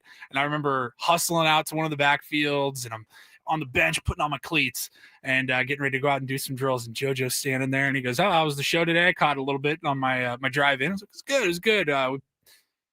Tom came up to us and said, "Hey, Goose is here for one day. Do you guys want to interview him?" And he goes, "You put Goose on live radio?" It was a mistake, but it was a legendary mistake. I would, sure. and I'd do it again. And I would do it again. I think Satan's Blowfish says I think he would legit throw hands with current players if he perceived them to be mouthy. Yeah, that'd be a really tough training camp. Spring training. It would be. It would be very, very difficult to work with Goose Gossage, dude. He's an interesting cat, to say the least. Haven't heard Mud throw his name into the ring yet. No, I Probably haven't either. He seems happy. Nick Hunley's a fantasy camp coach. That's true. He's a candidate as well. How My about Archie? goodness. Archie would be elite. Archie would be great. Archie would be would be good. amazing. Brett So- Boone's coached, batting coach, hitting coach. Hitting coach. Don't know. Haven't heard his name mentioned in connection with the Padres managerial job at Nope. this point. How would Heath Bell do? Heater would be there early every day, grinding it out. Culture would be interesting. Culture would be interesting. You Are got we rubber sca- chickens everywhere? Yeah. Such bits all the time. Are we scouring the college ranks at all for coaches the way the San Francisco Giants are doing, at least reportedly with they haven't hired anybody yet, but it sounds like they're closing in on Tony Vitello, the Tennessee coach. We mentioned it briefly yesterday. You know, it's certainly going to be, if it happens, an interesting hire. I've seen Giants fans and Vols fans going back and forth, ripping on each other. I don't know the answer if so. The latest was the ball's in his court. And you think if you're Tony Vitello, it's like, all right, thanks for the ball. Where do I sign? Right. But does he have such I don't know. Yeah, I don't know. I got a lady about some white walls. on I the have no line. idea. What do you mean you don't know? Like you have an opportunity to manage Managing the the San big Francisco leagues. Giants, and he's like, I don't know, I got practice today, so I don't know what the deal is with Tony Vitello, and I can't decide if I like him or not. I really can't. I really can't. You were fired up online yesterday. Yeah, they bummed me about out. an interview he did. It bummed me out. But he did an interview with Greg Olson, Greg Olson's a really good broadcaster. He was till he got replaced. Now he does a podcast. It's called Youth, and it basically is just kind of like it's not. It highlights youth sports and it highlights the trials and tribulations of coaches and parents and everything else. Paulie's got a little clip here. Yeah, if you wanna play. this is Tony Vitello on with Greg Olson.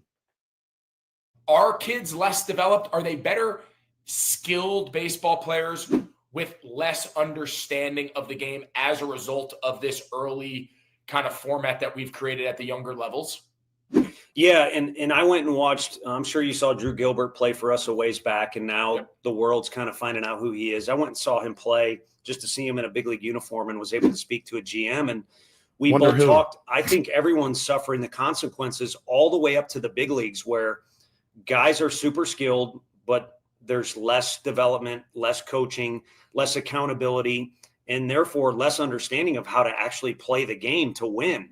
And it starts all the way trickle down effect. You know, Little League, I'm such a fan of, I'm not a father, but I sure love when the helmets are bigger than the kids. It's just funny as hell to see, but it isn't too much longer after that it's time to have a walkout song and make sure you got the fanciest unis. And maybe it's like trades are being made like, hey, this kid's no longer good enough, but we saw this kid that is. My interview with Tony Vitello. So it bummed me out. I saw that, and I tweeted something yesterday, and I said, look, there's some truth in that. There's always been truth in that, by the way. I said, what bugs me is when we act like the previous generations of baseball were just perfect, and the way that they coached back in the 70s, 80s, 90s, when we were playing was perfect. And I said, we've gotten really comfortable reducing children. We're talking about children to walk-up songs, sliding mitts, and fancy uniforms. So many coaches out there doing it the right way. And he contradicted himself a little bit because he said it's no longer about development. We're not developing them. These kids don't know how to win. I feel like some of the knock on travel ball and things like that is all you guys care about winning is you don't care about development, right? Like he contradicts himself there. Also, travel ball doesn't care about development or winning. They care about money. Well, okay. So, but see, that's a blanket statement that's not necessarily true. And I think, are there bad actors in travel ball? Yeah.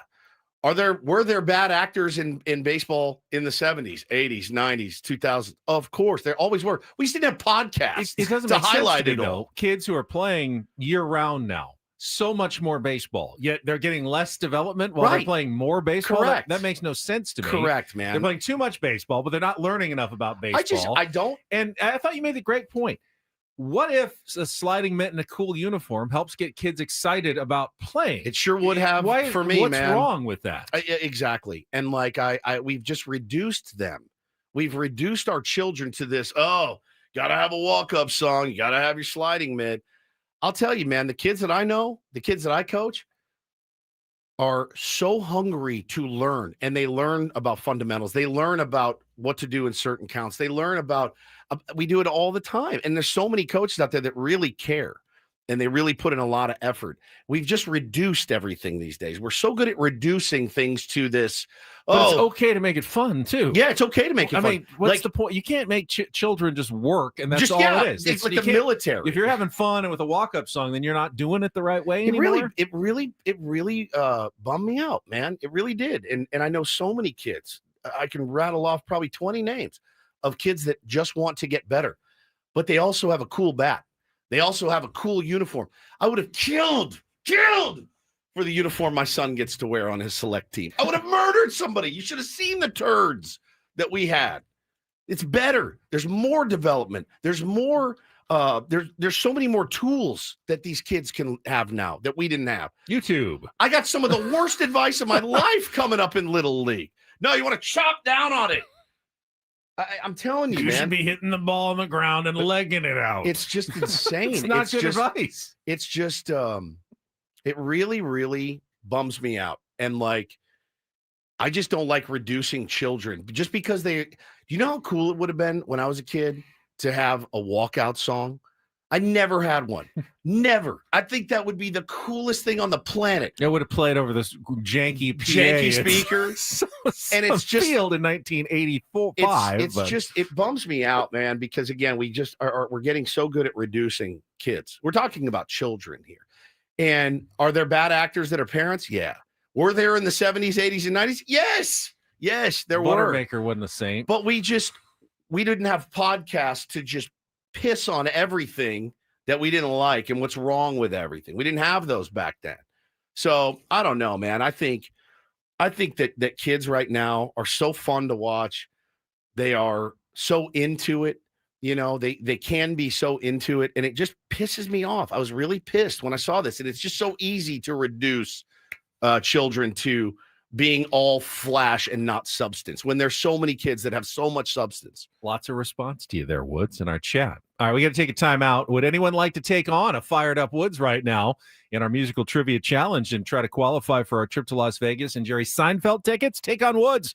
Up next, 833-288-0973. We'll get a contestant online right now.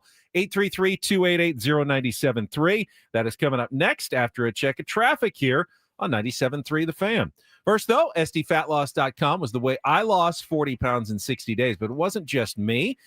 Chris Ello, Matt Scraby lost 77 pounds combined. Tony Gwynn Jr.'s done the program. He's looking great. I don't know exactly how much weight he's lost, but he's slimmed out. John down the hall lost 30 pounds, and it's really the tier ones that I love hearing about. Many stories from 30, 40, 50, even 93 pounds from Manny. I met him in studio one day, did the program Went through it twice to lose even more, 93 pounds total. You can do it up to a pound of fat per day and 10 to 20% of your body weight in just 60 days by following the sdfatloss.com plan. There's no injections or exercise necessary. It's just eating real foods that you're buying yourself. You're not buying anything from them. Makes a difference to me. You're not counting calories or points. You're just eating the right portions, the right foods at the right times, and losing weight fast. And when you get your free consultation now at sdfatloss.com, take advantage of their fall special before October 31st. Get $200 off, and then you'll be done with the program before the new year starts. No resolutions for you coming up in 2026. You'll already be the weight that you want to be. Thanks to sdfatloss.com. That's sdfatloss.com. Results may vary.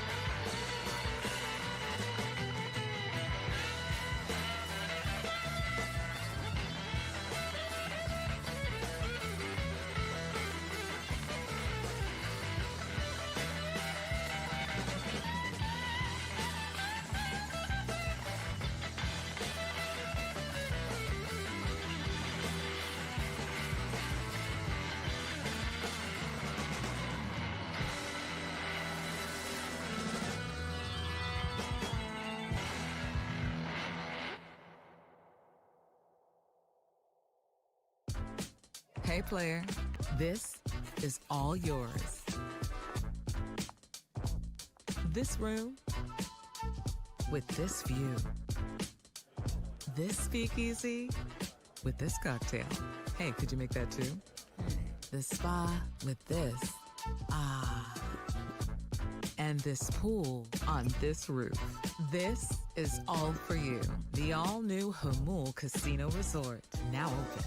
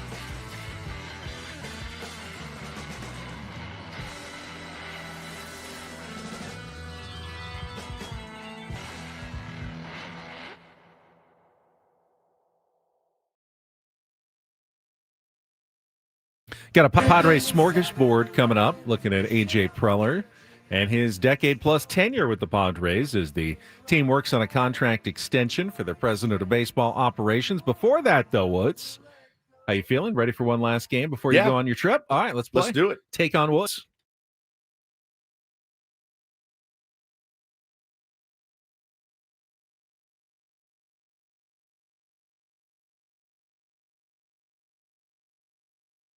Take on Woods, brought to you by Bay Alarm. Fire security alarms for every business. We got you. I mixed that up. It's usually security and fire. I don't think they care.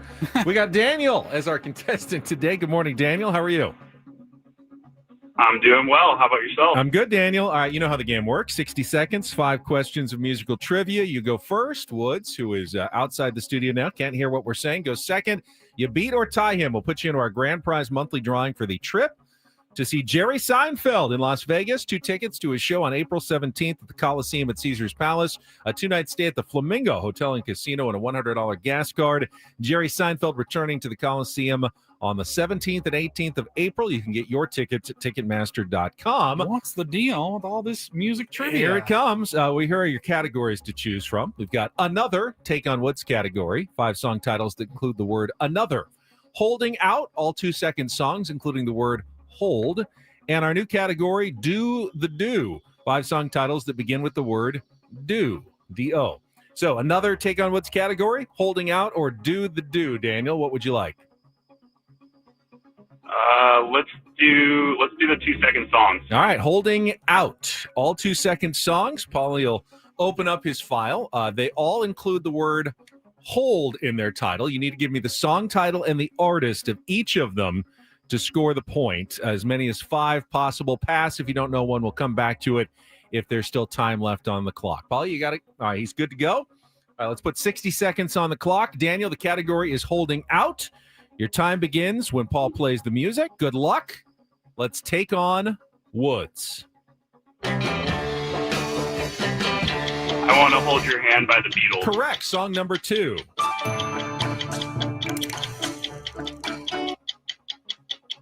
Pass. Song number 3. Hold the Line by Toto. That is correct. Song number 4.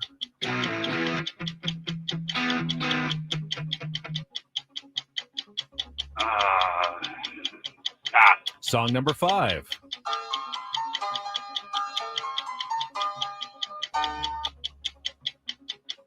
Oh. Shoot, pass. All right, song number 2.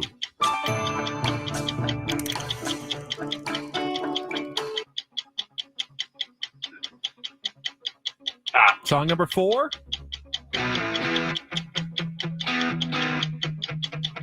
Quickly. Oh, my gosh. Hold. On Loosely by 38 Special. The last one was Hold Me Now by the Thompson Twins, and the other one was Hold Me by Fleetwood Mac. You got the other 2, the Beatles and Toto, Hold the Line. I like these songs. It's a good group. We'll see how Woods does, too. It's a tough category for sure. Hang on the line there, Daniel. Woods does not get the benefit of the category. He does get to know, though, that they are all 2-second songs today. 60 seconds on the clock. Woods, your time begins when Paul plays the music. Good luck. Let's take on Daniel. Twist and Shout by the Beatles. Incorrect. Song number 2. Oh, man. Hold Me Now by Thompson Twins. Correct. Song number 3. Hold the Line by Toto. Correct. Song number 4. Hold On Loosely by 38 Special. Correct. Song number 5.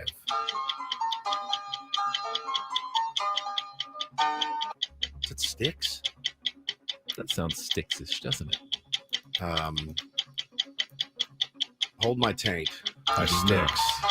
But you did sneak out a 3-2 win in Holding Out. The first one was I Want to Hold Your Hand by the Beatles. What did I say? Twist and Shout? Twist and Shout. Yeah, the right band. And that was Hold Me by Fleetwood Mac. Oh, got it. Never liked that song. Yeah. It's not their best. No. I do like Hold On Loosely, Hold the Line, and Hold Me Now, though. Hold Me Now is fantastic. I love that one, too. Yeah. All right, Daniel, thank you for playing. No qualifier today. I believe with I thought it was Woods Hold On Loose Lips when I was a kid. Hold On Loose Lips? Yeah. They were just Hold on, loose so lips. talkative. Yeah, just chatty. couldn't keep a secret. Can't let him go. Hold on, loose lips. Hold on, loose lips. You'll never hear it the same, by the way. It will always be hold on, loose lips. Don't let go. Don't let go. Yeah. Hold on to your loose. If you don't want to let go, you should hold on tightly. But if you're holding on loosely, you might accidentally let go. Yeah. I don't know. All right, when we come back, Padres smorgasbord looking at AJ Preller as they work on a contract extension for the Padres president of baseball operations. That's coming up next year on 97.3 The Fan. Gambling problem? Call 1-800-GAMBLER. GEGE 000-466. For a full list of games and rules, played at 7 Mile Casino. Visit 7milecasino.com. You will hop on the 8, I believe, and head eastward in a couple of hours. In about 70 miles, you'll see one of those casinos right off the roadway. Yeah, about 70 miles from here. It's exactly right. And I always wonder who is coming out here when, if you're a card player, you can drive 7 miles from downtown and be playing in the best card room in San Diego at 7 Mile Casino. I'm definitely not going to stop. I'm going to tell you that right now. That's not in the plans to stop at one of the 70-mile casinos today. It's just not going to happen. But yeah, the convenience is one of the reasons we love 7 Mile Casino. Also love that there's no slot machines in there and nobody blowing Camel Unfiltered in my face as I'm trying to play California-style blackjack. They got great food, friendly dealers, great view off the back patio. It's great. They don't have a truck stop, so I mean, if you're looking for a place to park your semi, then maybe 70 miles better for you. But grab otherwise, a quick shower. Otherwise, I think you'd be making a mistake to go anywhere else. It's great. It's the patio. It's got a beautiful view. It's in San Diego, right on the bay, looking out toward Coronado. Just absolutely gorgeous. The best table games. They treat their high-limit players well. You get a discount, 35% off food when you're at the tables from Sammy's while you're playing. No reason not to go. Check it out today. It's 7 Mile Casino, just 7 minutes from downtown.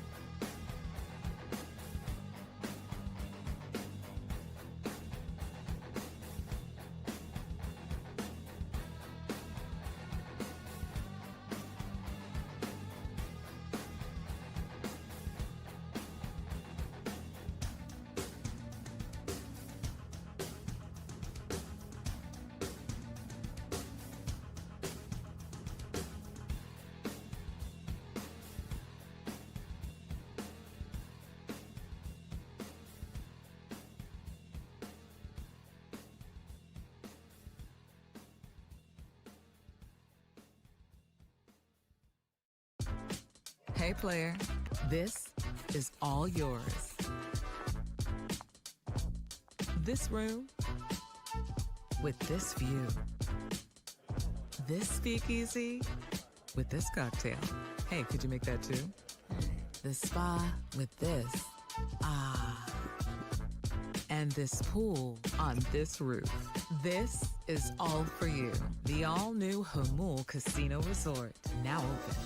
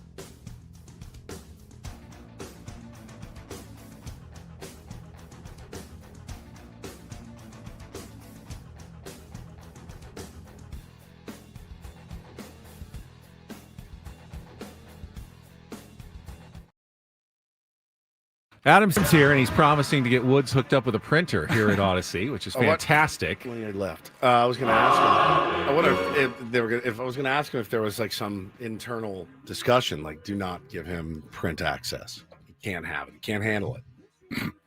I probably would. Somebody's like, I've worked with Woods before. You don't want him having access to I your don't printer. see you abusing the printer privileges. No, I don't think so. Because it's kind of a pain in the butt to print things out. So It you're not is. going to be printing a lot of stuff out. Now, I don't want you or me actually like touching the printer, like trying to reload the paper or anything. I actually reload the paper here quite a bit. You do? Yeah, for Paulie, because I like the printed rundown. Yeah. And so he'll be like things out of paper. And you can do that? Yeah, Well, of you're course. practically a printer technician. Then. So but the paper they keep over by the other printer, reams of it. No one brings any to stash here. So when you need paper, Whenever I do have to here- refill this printer, I always bring like 4 stacks. yeah, bring of 4 paper. stacks over. But somebody runs through the paper here like crazy, and then obviously it's not me. But they go nuts. We used to print every single story. script that we read at Channel 10. Each show, we'd have like a thick booklet of the scripts, but now we just bring our laptops to the set, and I can read it off the screen. Yeah. Saves, good for the environment. Paul used to print stories, I think, for us, in back in the 1090 days. That's how I was brought up in this business. You'd print out all the stories you wanted to get to. Yeah, highlight them, all that. And now we just use a Google Doc. Yeah. I hyperlink, stories. Yeah, or I just make it up off the top of my head. Yeah, we just make it up. That Just works make too. stuff up. Dominic says Scraby has to print everything for Ella. Does he? I Yeah, can see he's that. very analog.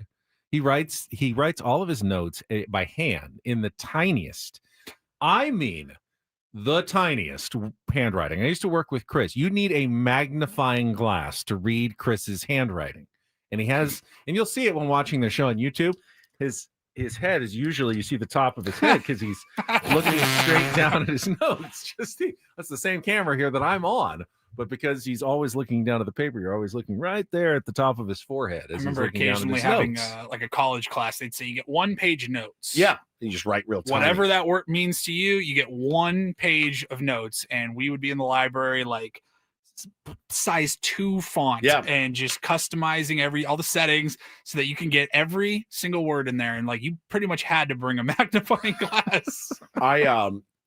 To the point where you're like, it took me 3 minutes to try to find my note on this answer, and I probably got it wrong anyways. I find it fascinating that people take notes for this job. I really do. It fascinates me. I've tried. You're very prepared every day. Yeah, but it's memory. It's not. I can't write stuff down. I can't journal. I've tried to like type out notes. It's not for me. I think the act of writing it down once helps me remember it later. I don't always have to refer back to it, but just knowing that I've kind of thought about it, typed it out, and go, okay, yeah, I kind of remember doing that. I still forget sometimes, but it's there if I need it. In fact, I've got some notes in front of me about AJ Preller's tenure as general manager. We're going to talk about that in the Padres Smorgasbord right after traffic here on 97.3 The Fan. From the 855 Get Ross Traffic Center, protecting San Diego after accidents or injury, here's Kelly Danick. Traffic is sponsored by Toyota of Poway, voted San Diego's #1 Toyota dealer by USA Today. Still a lot going on here, guys. You know I got to lead with the situation on eastbound 8. Stone Fine Lanes blocked between Fairmont and College for investigation of that fatal collision that happened last night around 10:30. Traffic is still being diverted off at both south and northbound 15. Also in the National City area, northbound 5 near Civic Center, collision involving a couple vehicles. That's over to the right shoulder. Looks like that accident has cleared near the Coronado Bridge, so speeds are improving there. Southbound side of the 163 just before University. Watch out for stalled transit bus. Can't miss it. It's in middle lanes. And reports of collision on southbound 67 right around Bradley. It's mostly in the center divide.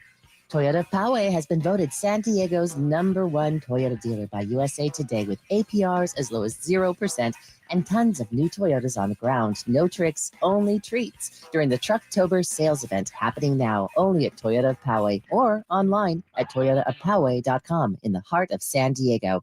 I'm Kelly Danick with Ben & Wood, San Diego's #1 sports station, 97.3 The Fan.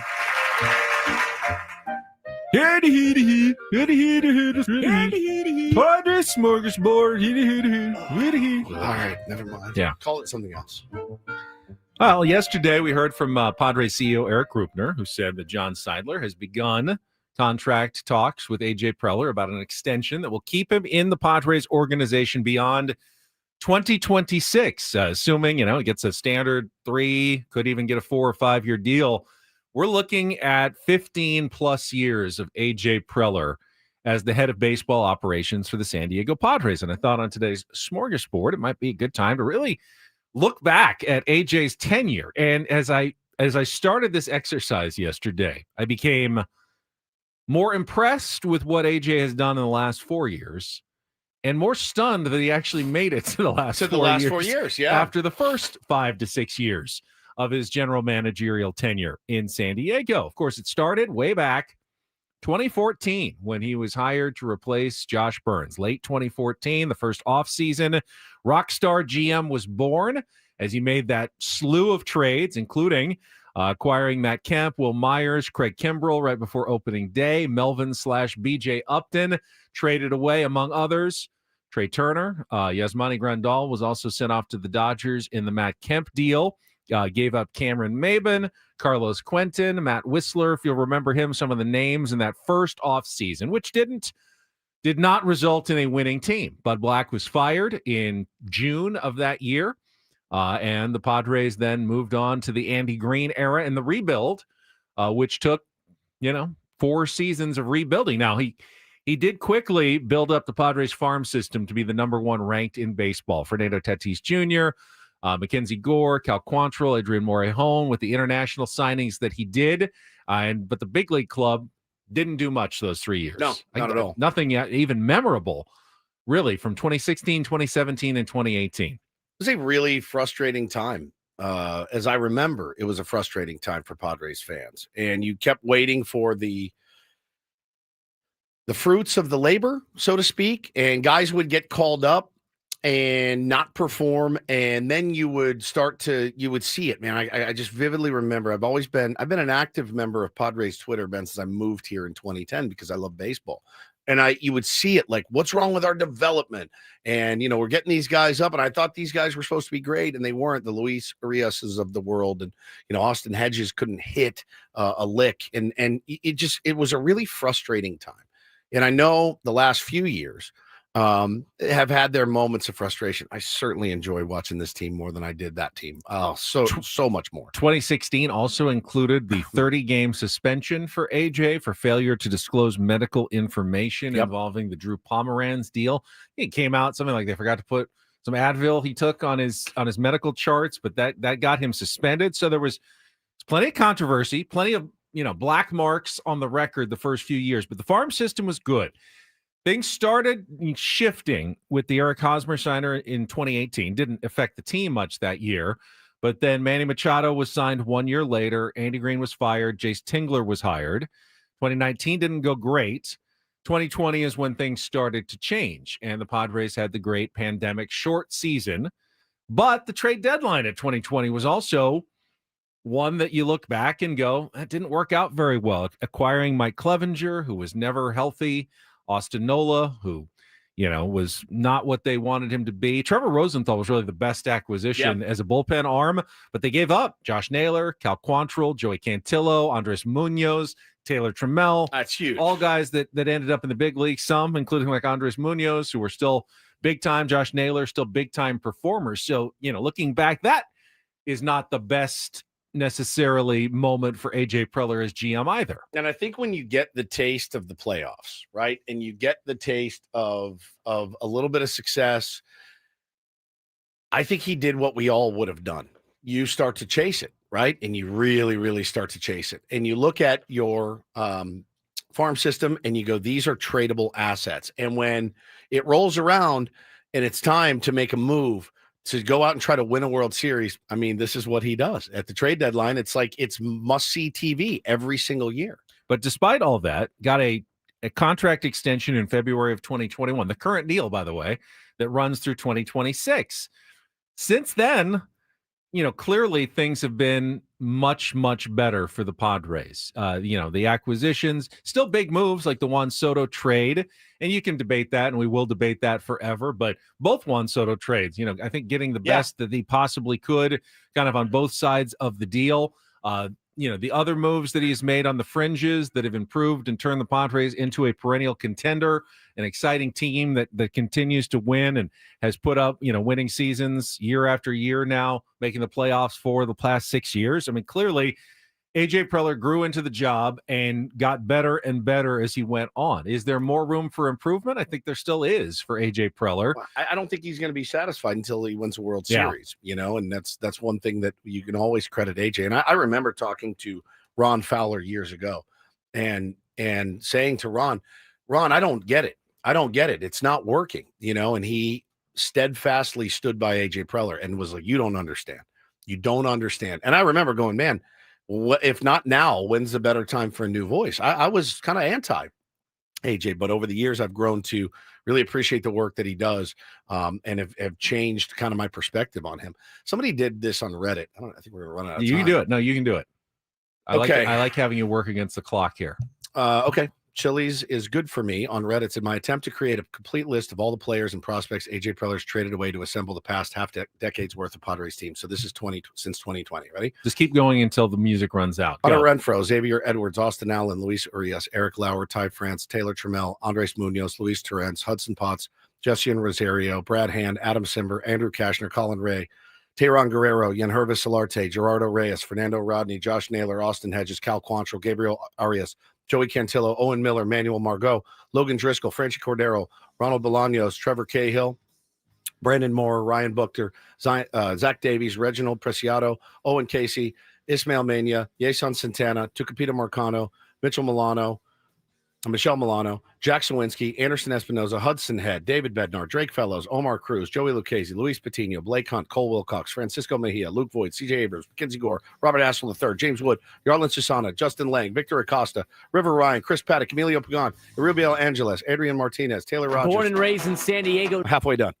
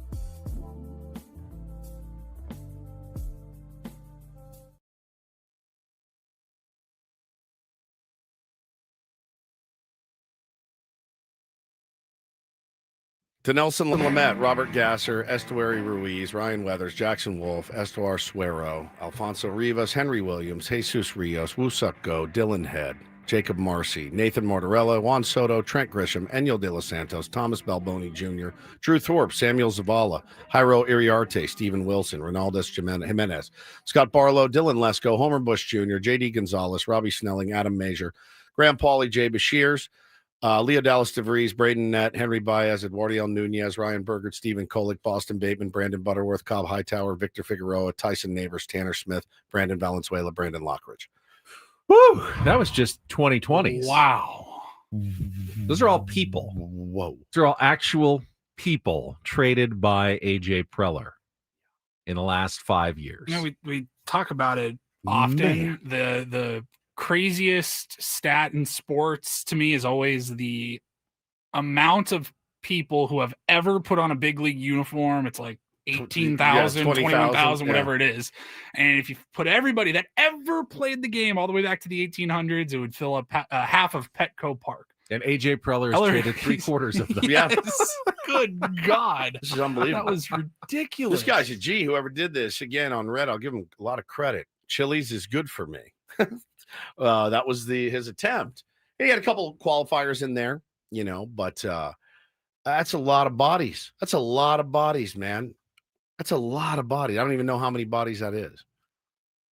There are a lot of GMs that would be afraid to make that many moves, for sure. Oh, yeah. It's easier not to make moves than it is to make moves. Just as you can imagine in any job, it's easier to do nothing than it is to do your job and work really hard. And I don't think anyone has any doubt that AJ Preller works really, really hard. No. At his job. That's and crazy. He is single-minded in his focus of trying to bring a championship to San Diego. For sure. Hasn't done it yet. Certainly has come up short, and we went through it. A lot of mistakes over the years. A lot of mistakes that AJ Preller has made. But I don't... Bonnie Blue numbers, somebody said. Wow. Would you rather be prospect number 1 or prospect 1,000? It'd be number 1. Don't tell Preller those are real people. He knows them all. Oh, yeah. They're not just names and stat sheets to him. He's scouted them probably all personally, traveled thousands and thousands of miles to watch them. Some of them as early as, 13 years old, 14 years old, before they signed as 16-year-olds in the international. He knows all of their families. He knows, their agents. He knows them all very well. And then he still trades them because that's his job to do so. It's jarring to see it on paper. It really is jarring to see just the amount of churn for players. It's amazing. Guy. One more time, if you missed it. Renfro, Xavier Edwards, Austin Allen, Luis Urias, Eric Lauer, Ty France, Taylor Trammell, Andres Munoz, Luis Torrens, Hudson Potts, Jesse Rosario, Brad Hand, Adam Simber, Andrew Casher, Colin Ray, Tayron Guerrero, Gerardo Solarte, Gerardo Reyes, Fernando Rodney, Josh Naylor, Austin Hedges, Cal Quantrill, Gabriel Arias, Joey Cantillo, Owen Miller, Manuel Margot, Logan Driscoll, French Cordero, Ronald Bolaños, Trevor Cahill, Brandon Moore, Ryan Buchter, Zach Davies, Reginald Preciado, Owen Casey, Ismael Mania, Jason Santana, Peter Marcano, Michelle Milano, Jackson Winsky, Anderson Espinoza, Hudson Head, David Bednar, Drake Fellows, Omar Cruz, Joey Lucchese, Luis Coutinho, Blake Hunt, Cole Wilcox, Francisco Mejia, Luke Voigt, CJ Abrams, Kinsey Gore, Robert Aswell, James Wood, Garland Susana, Justin Lang, Victor Acosta, River Ryan, Chris Paddock, Emilio Pinar, Rubio Angeles, Adrian Martinez, Taylor Rogers, Nelson Lamette, Robert Gasser, Estuary Ruiz, Ryan Weathers, Jackson Wolf, Estuar Suero, Alfonso Rivas, Henry Williams, Jesus Rios, Wusuk Go, Dylan Head, Jacob Marcy, Nathan Mortarella, Juan Soto, Trent Grisham, Enyo De Los Santos, Thomas Balboni Jr., Drew Thorpe, Samuel Zavala, Jairo Iriarte, Stephen Wilson, Ronaldo Jimenez, Scott Barlow, Dylan Lesko, Homer Bush Jr., J.D. Gonzalez, Robbie Snelling, Adam Major, Graham Pauly, Jay Bashirs, Leo Dallas DeVries, Braden Nett, Henry Baez, Eduardo Nunez, Ryan Bergert, Stephen Kolick, Boston Bateman, Brandon Butterworth, Cobb Hightower, Victor Figueroa, Tyson Neighbors, Tanner Smith, Brandon Valenzuela, Brandon Lockridge. Wow. Not even a comprehensive list.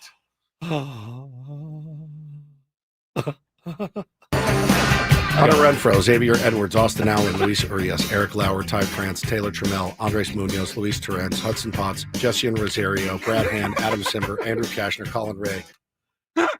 We didn't start the fire. It's unbelievable.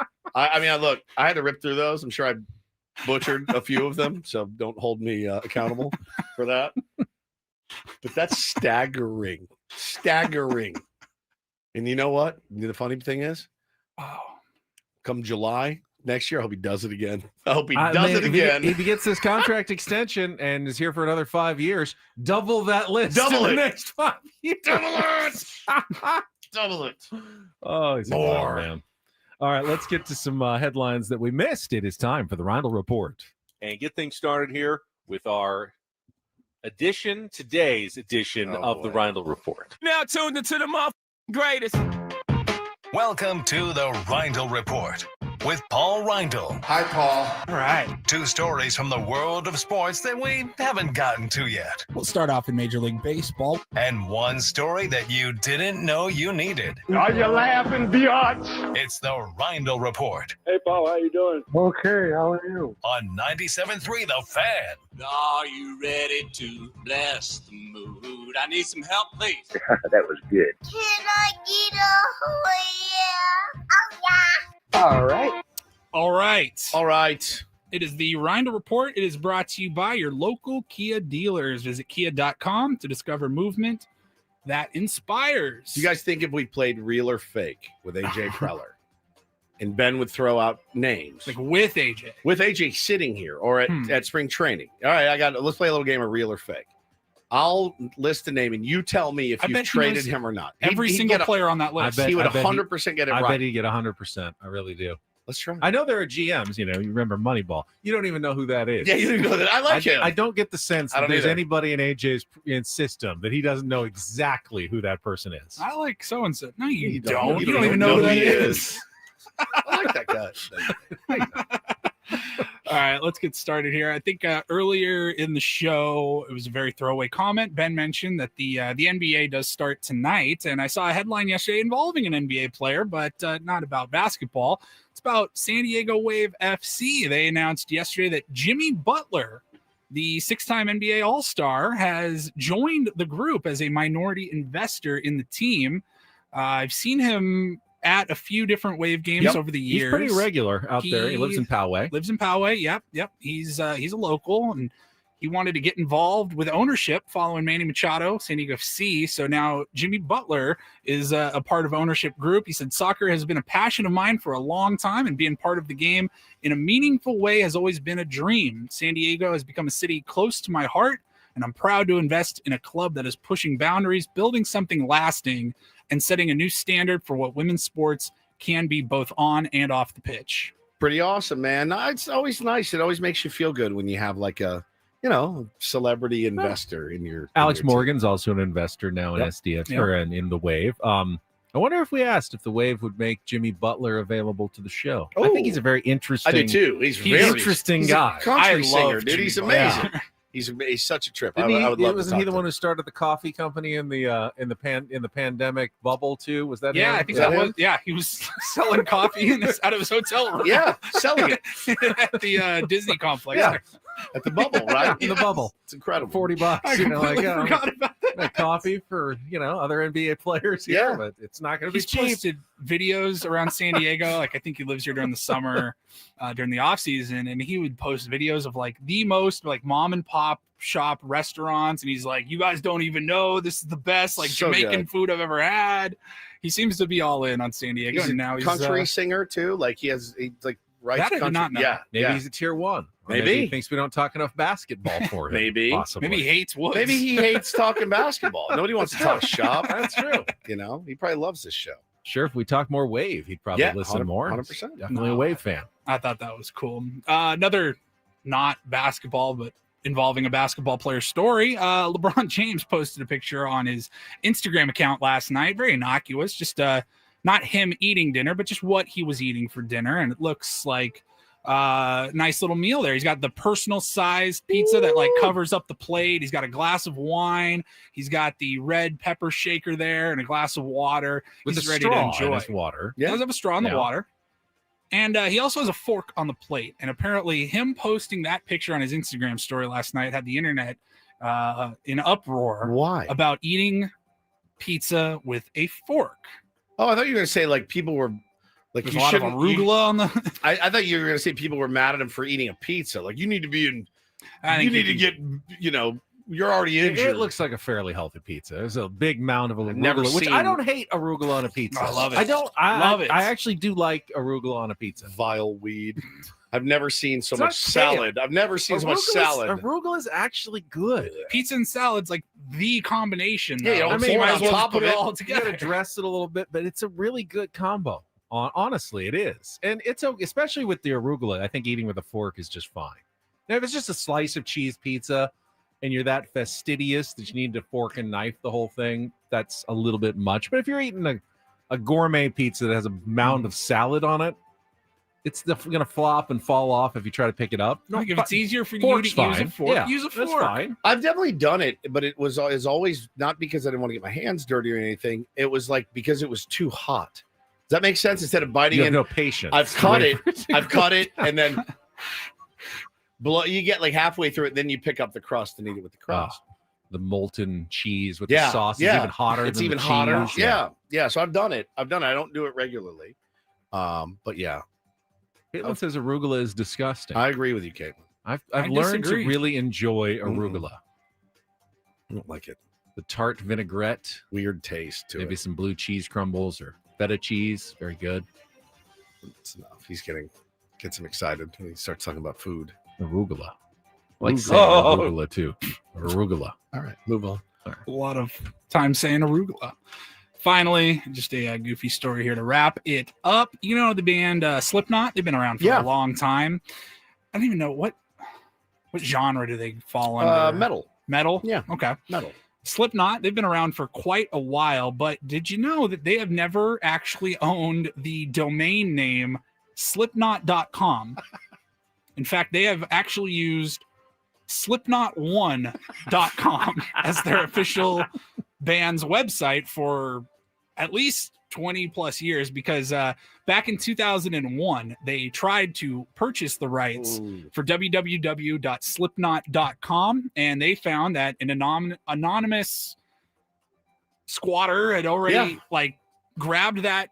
Like, he must know the band, and he's like, hey, they don't have the website yet, I'm gonna get in here. Then they can buy it from me. People do it with like social media handles and all of that. So he went in there and got that, and they have been trying to get it either taken down or buy the rights for, I mean, at least 24 years.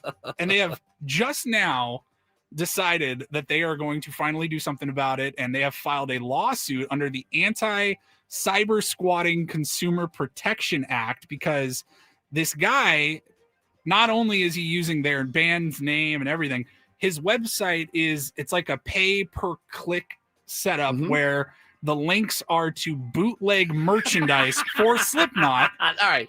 That's where you get in trouble. Because you imagine anybody going to slipknot.com is interested in Slipknot. So here's a link to bootleg merch. Yeah, I mean, if it was like a website that taught you how to crochet, like do slip knots, Right, yeah. okay, fine, slipknot.com. But if he's selling bootleg merch and pretending to be them, I just went. You can click on costume masks. Oh, you're part of the problem right now. Image generative. You're giving this guy money. AI or print on demand merch. So they are suing him. They're using, like I said, the Anti-Cyber Squatting Consumer Protection Act. They're also alleging trademark infringement and unfair competition. So they are asking for the rights to www.slipknot.com, as well as an unspecified amount of financial damages. Yeah, I think it's already dead. It's these links don't go to, I don't know what they go to, but they don't go to like, oh, here's buy this Slipknot t-shirt for $10 or whatever. That bootleg merch outside of a concert, something. I've bought a shirt before outside of the show and then realized that's kind of a jerk move. Buy it inside. I have a lot of thoughts on concert merch. I do too. I think the system that is currently in place, that's been in place forever, is horrible, terribly outdated. You should not have to miss, I don't know, an hour plus of the show just to wait in line and get a shirt. I swear to God, it cannot be this hard in 2025, especially. Like, you buy your ticket to the show, whether you get it on Vivid or, StubHub, anyway, you have your ticket. How is there not a way to, like, maybe you open up a part of your online store that's only tour merch? Yeah, for that. Even like city-specific tour merch. Yeah. And you log in, you've got your ticket stub. Why not be able to buy the shirt that way? Because I always buy shirts and then I end up having to tuck it into my belt and walk around with it all night. And I'd rather not do that. Like, concert merch is very valuable. Sure. It's sought after. Like, you can get like vintage concert t-shirts, like actual merch table t-shirts are going for a ton of money, like on eBay and stuff. For sure. Why do you have to sacrifice a stand good in portion line of the show waiting in line? I didn't even get my kids or me a Oasis Rose Bowl shirt because the lines were so long. And I was like, all right, well, my hand was like, they don't need anything else. I'm like, all right, fine. So we left, and I didn't even get one to commemorate our trip there as a family, which was kind of a bummer. But yeah, there's got to be a better way. There has to be. Gotta I mean, be a better I went way. and saw Band Foo still makes money. You know, everybody gets what they need. I saw Foo Fighters for the first time last summer. The Foo Fighters. And I already knew ahead of time I didn't want to wait in line for an hour or so. But they had generic tour shirts for that tour on their website that you could buy, which I did, and it was cool. But like, you know, I know Taylor Swift does a lot of like city specific stuff. Like, why can't you just go online and buy that from their own merch store? Let me buy it online. So this story brought What's up. the last band shirt you bought? I've never bought a band shirt. When I've gone to a concert, I'm the person that's telling my wife, "We don't need to go get a shirt. You already have shirts from this band. You need another one from this band. You already have this. You already have this band shirt. Well, but not from this concert. Yeah, it's not from that tour. I would buy a shirt from every concert. From every single concert you go to. The answer is yes. I would if it was easier. Yeah, I would too. It just seems like a lot of shirts, honestly. That brought up the question, though. What happens when you go to www.benandwoods.com? Because none of us knew the answer this morning. Correct. Which was weird, considering we've been a show for more than 7 years. And none of us thought about this. So I went, and to my surprise, it redirects to odyssey.com /973thefansd.com / the Ben and Woods page. And it goes to our bio at Odyssey. So someone at Odyssey had the foresight of getting the rights to the benandwoods.com domain and just linking it to our show page on their site. Good for Odyssey. So they bought our... Apparently, someone benandwoods.com takes you right from who? Yeah. They didn't buy it from us. They bought it from whoever owns .com, GoDaddy or whatever. Exactly. It licenses web domains. winandchris.com. Oh, site can't be reached. Now here's the other thing. Why are we 973thefan.sd.com? Why can't we just be 973thefan.com? Is there another? No, there's no. I checked it. There's free. No other 973thefan.com. Maybe that's how they do it, because there's different fans. That's what I meant. But no one. Is there another 97.3 the fan? Yeah, somewhere else. There's 93.7 the fan. Yeah, I know. Not anymore. I think did they go away? Flipped. Yeah, there are other fans in the Odyssey fan family. Yes, but so we have the SD on ours. So if we left. They have our we would have to make our own website, benandwoods1.com. benandwoods69.com. Somebody just bought that, by the way. Damn it. You're gonna buy up all that was our TikTok handle when we made a TikTok a few years back. It's benandwoods69 on TikTok. And the first 68, it would shock you, Ben. All 68 were taken. Crazy. I know. You had to do it. Yeah. So we don't own our own IP. That's good to know. Seems like going into a contract here. Yeah. It's good to know. Thanks for giving us the heads up, guys. Speaking of the fan on the website, the biggest fan contest returns on Monday, November 3rd. Our grand prize, a night in the Odyssey Suite with 20 tickets for you and your friends to watch a future Padres game. We may even throw in the Ben and Woods address if you want at benandwoods.com. No, it's already owned. Yeah. Register your name at 973thefansd.com /biggest fan and listen when we announce names each day at 9 a.m., 1 p.m., and 5:30 p.m. for your chance to qualify starting next month. What if we find out that Adam's selling bootleg merch from benandwoods.com? Why is everyone saying 6'7"? Oh, I don't think we have enough time to start that conversation. Do we not? Right now? I was meaning to ask my kids about it. My kids say it all the time. What is it? It's. Are they juggling their? No, it's not. It doesn't mean anything at all. It's just to creep out parents to make them think that they're speaking in some sort of secret code. The fact that it means nothing means everything. 6'7", like my whole life is now 6'7" and skibbity toilet. My whole recent life. South Park episode was all about 6'7", and I go, I don't understand this. What is this about? If you don't get it, then there's no way I'm going to get it. What is it about? But I've seen like NFL or a college football broadcaster was like, that's about 6'7". Points to the camera, yards. What is it? Like a height of college basketball players? Carlos said 6'7". It's from TikTok. It means nothing. It means nothing. I know teachers are like disciplining students. For what? For not stopping saying 6'7". Or that's all they do now. Somebody said Tony Gwynn Jr. dropped a 6'7" on air yesterday. What is happening? What does it mean? Don't tell me there's nothing to it, because there has to be a reason for it. Nobody just says stuff. Every generation wants to have their own lingo. Woods. You said skibbity. That's not a word. That's not true. a thing. You can absolutely just say stuff. I guess you can. Yeah. It's a rap. Is it a rap song? I don't know. Was it a rap I song? could probably think of 6 or 7 different examples here. Not everything has a reason, they're saying. Okay. That's all they say. My kids. All of them. Just dancing around that 6, 7. All the baseball players, everyone. 6, 7. I'm like, I'm going to kill all of you. All right, we got to take a timeout. Check traffic. When we come back, 6 or 7 a minutes. moment in the game 7 last night of the LCS. That Game had 7. Game 7. Game 6-7. I would say this from a song, like references LaMelo Ball, who I believe is 6'7". Okay. Oh, see, it is a height of basketball. Look how excited player. he just now. got. I'm all in. I don't know what the hand I'm all part of in. it is. I don't know what they're doing there. Something untoward. One moment we didn't talk about from last night's game. We'll get to that coming up next with Ben Woods on San Diego's #1 sports station, 97.3 The Fan. First, though, SDFatLoss.com is a great way to lose weight quickly and safely. 6 or 7 pounds at least. Way more than that. 67. You could lose 67 pounds. You absolutely could. 10 to 20% of your body weight. Do the math. What do you weigh right now? 200 pounds, 10 to 20%. That's 20 to 40 pounds lost in just 60 days, 2 months. It's like nothing. You get into the program. Your counselor will tell you how it works. You start kind of getting adjusted after a few days. I picked a lot of foods that I like because you're eating your own foods. Chicken, I ate steak, fish, some ahi tuna. It was good. I got through it. I lost a ton of weight, 40 pounds in 60 days. But most importantly, I've kept the weight off for more than 2 years because it's a sustainable program. You're not relying on the injections. You stop the injections, weight comes back on. It does. If you are taking shakes or bars and you stop eating those, you go back to real food, the weight comes back on. Your body can't handle it. But this, hey, it's a sustainable program for weight loss success, and you can do by going to sdfatloss.com. Get your free consultation. They'll explain how it works. You can join so many tier 1s that have lost thousands of pounds throughout San Diego just by following their doctor-developed metabolism-changing strategies.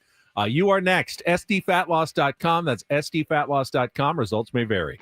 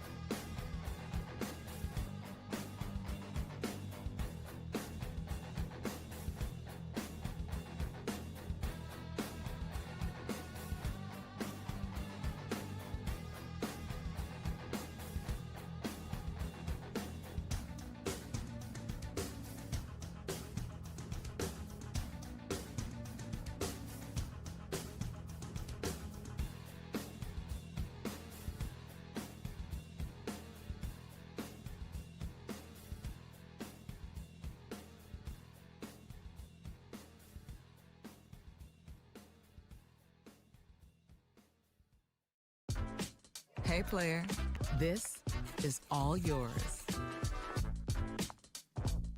This room with this view. This speakeasy with this cocktail.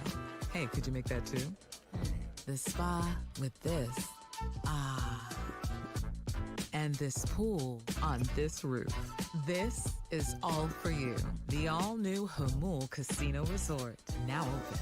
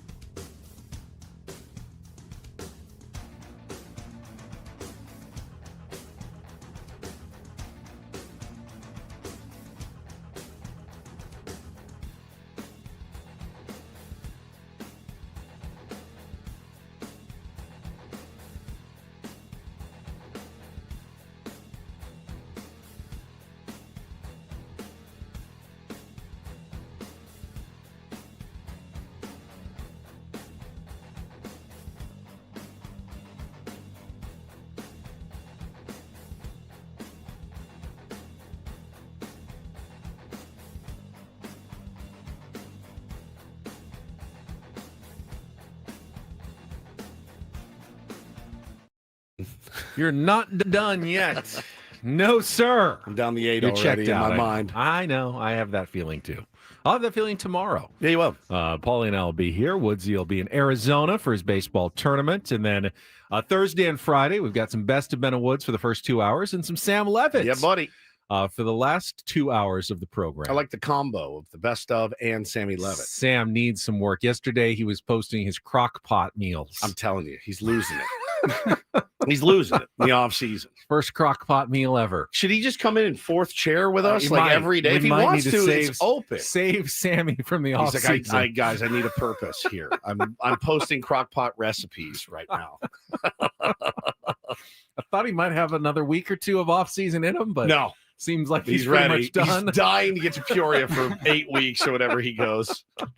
That guy rotting out there every year. A little Padres news this morning, reported by Francis Romero, baseball reporter from Latin America. Says source, the Rockies have hired scout Alvin Duran as their new Latin American supervisor and assistant to the director. One of the most hardworking, talented young scouts in the industry. He successfully completed his stint with the San Diego Padres as Dominican Republic coordinator. Was an important role in key signings such as Leo Dallas DeVries, Emmanuel Clase, and Ethan Salas. That's nice little threesome there. This is not a high-level position necessarily. It's also a sign that people think the Padres are doing some things right, that they are going to, especially to their Latin American scouting development and, seeing what A.J. Preller is doing and hiring away. It's a promotion for him. Don't know him personally, didn't know much about him, but sounds like he's very well thought of. Yeah, no doubt. But you can't, you don't have, obviously he's got supervisors in the Padres organization, and you can't stop someone if they offer a promotion somewhere else and you don't have that same role for him in your organization. You got to let him go. We talked to Buddy Black when he was in here a couple weeks ago, sat in for an hour, and we asked him about some of the horror stories that we'd read, really before he got let go, some of the way that they do things there.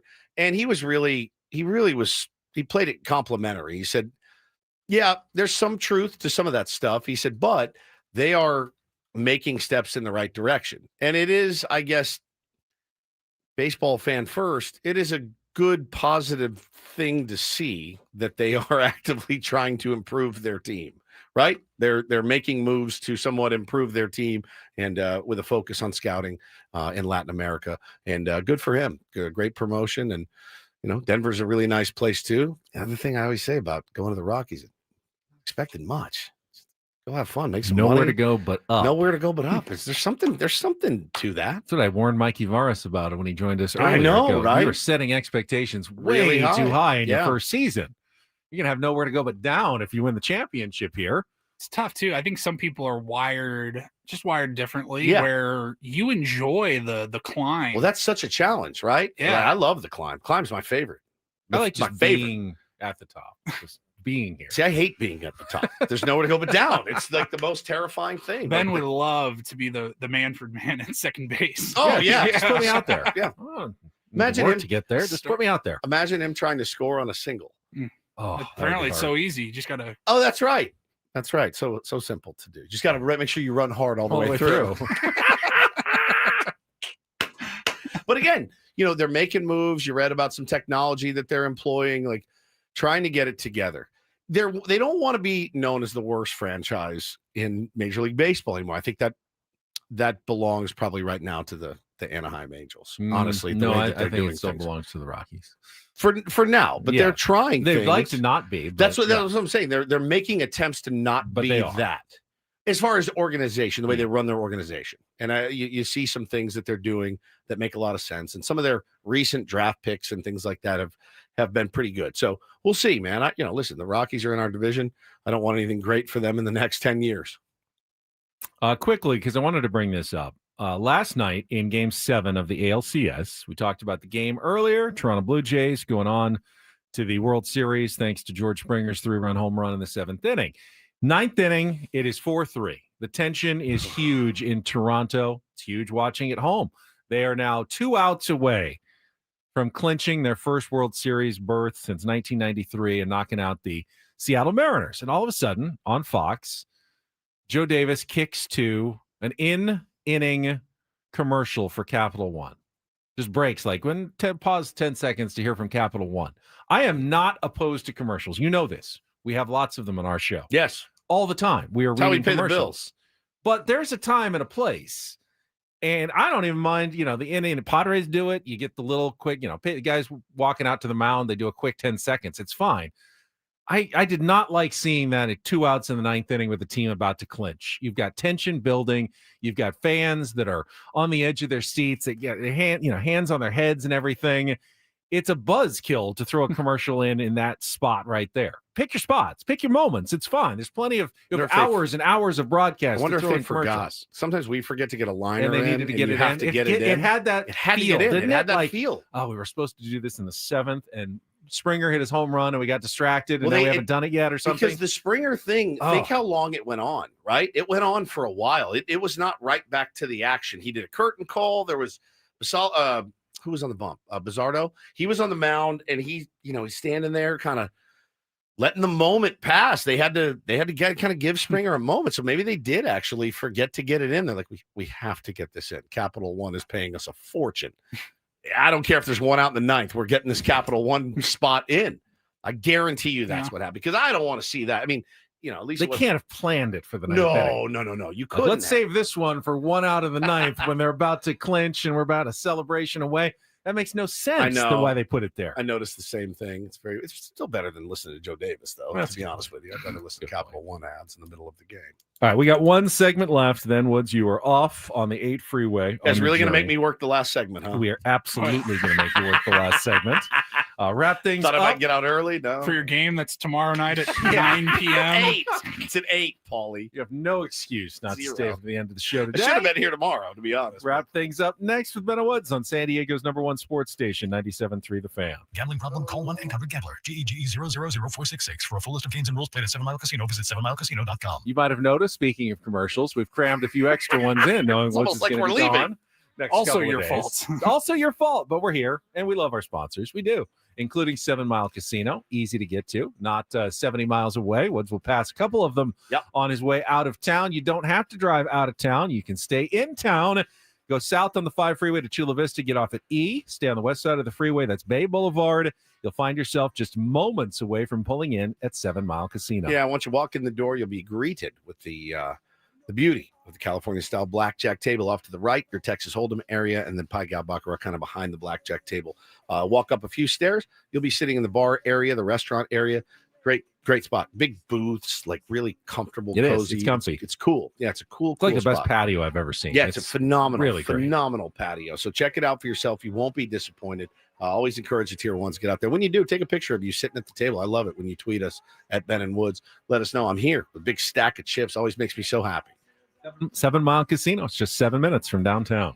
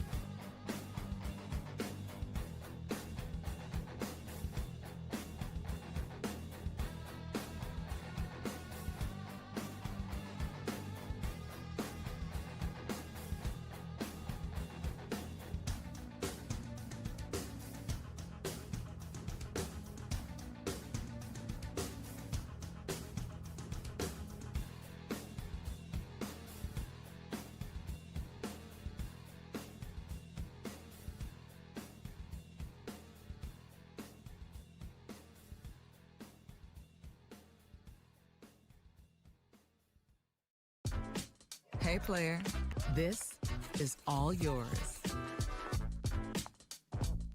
This room with this view. This speakeasy with this cocktail. Hey, could you make that too?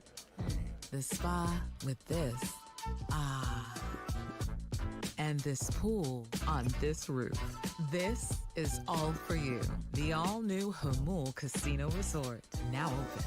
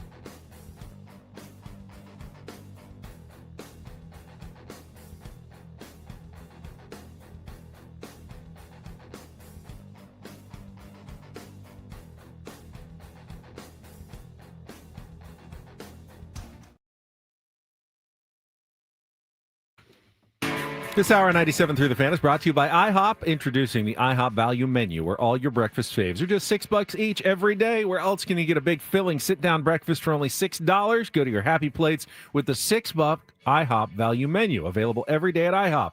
$7 in some locations. Everyone's saying that don't take the 8. What? Take the 6 or the 7. 6, 7.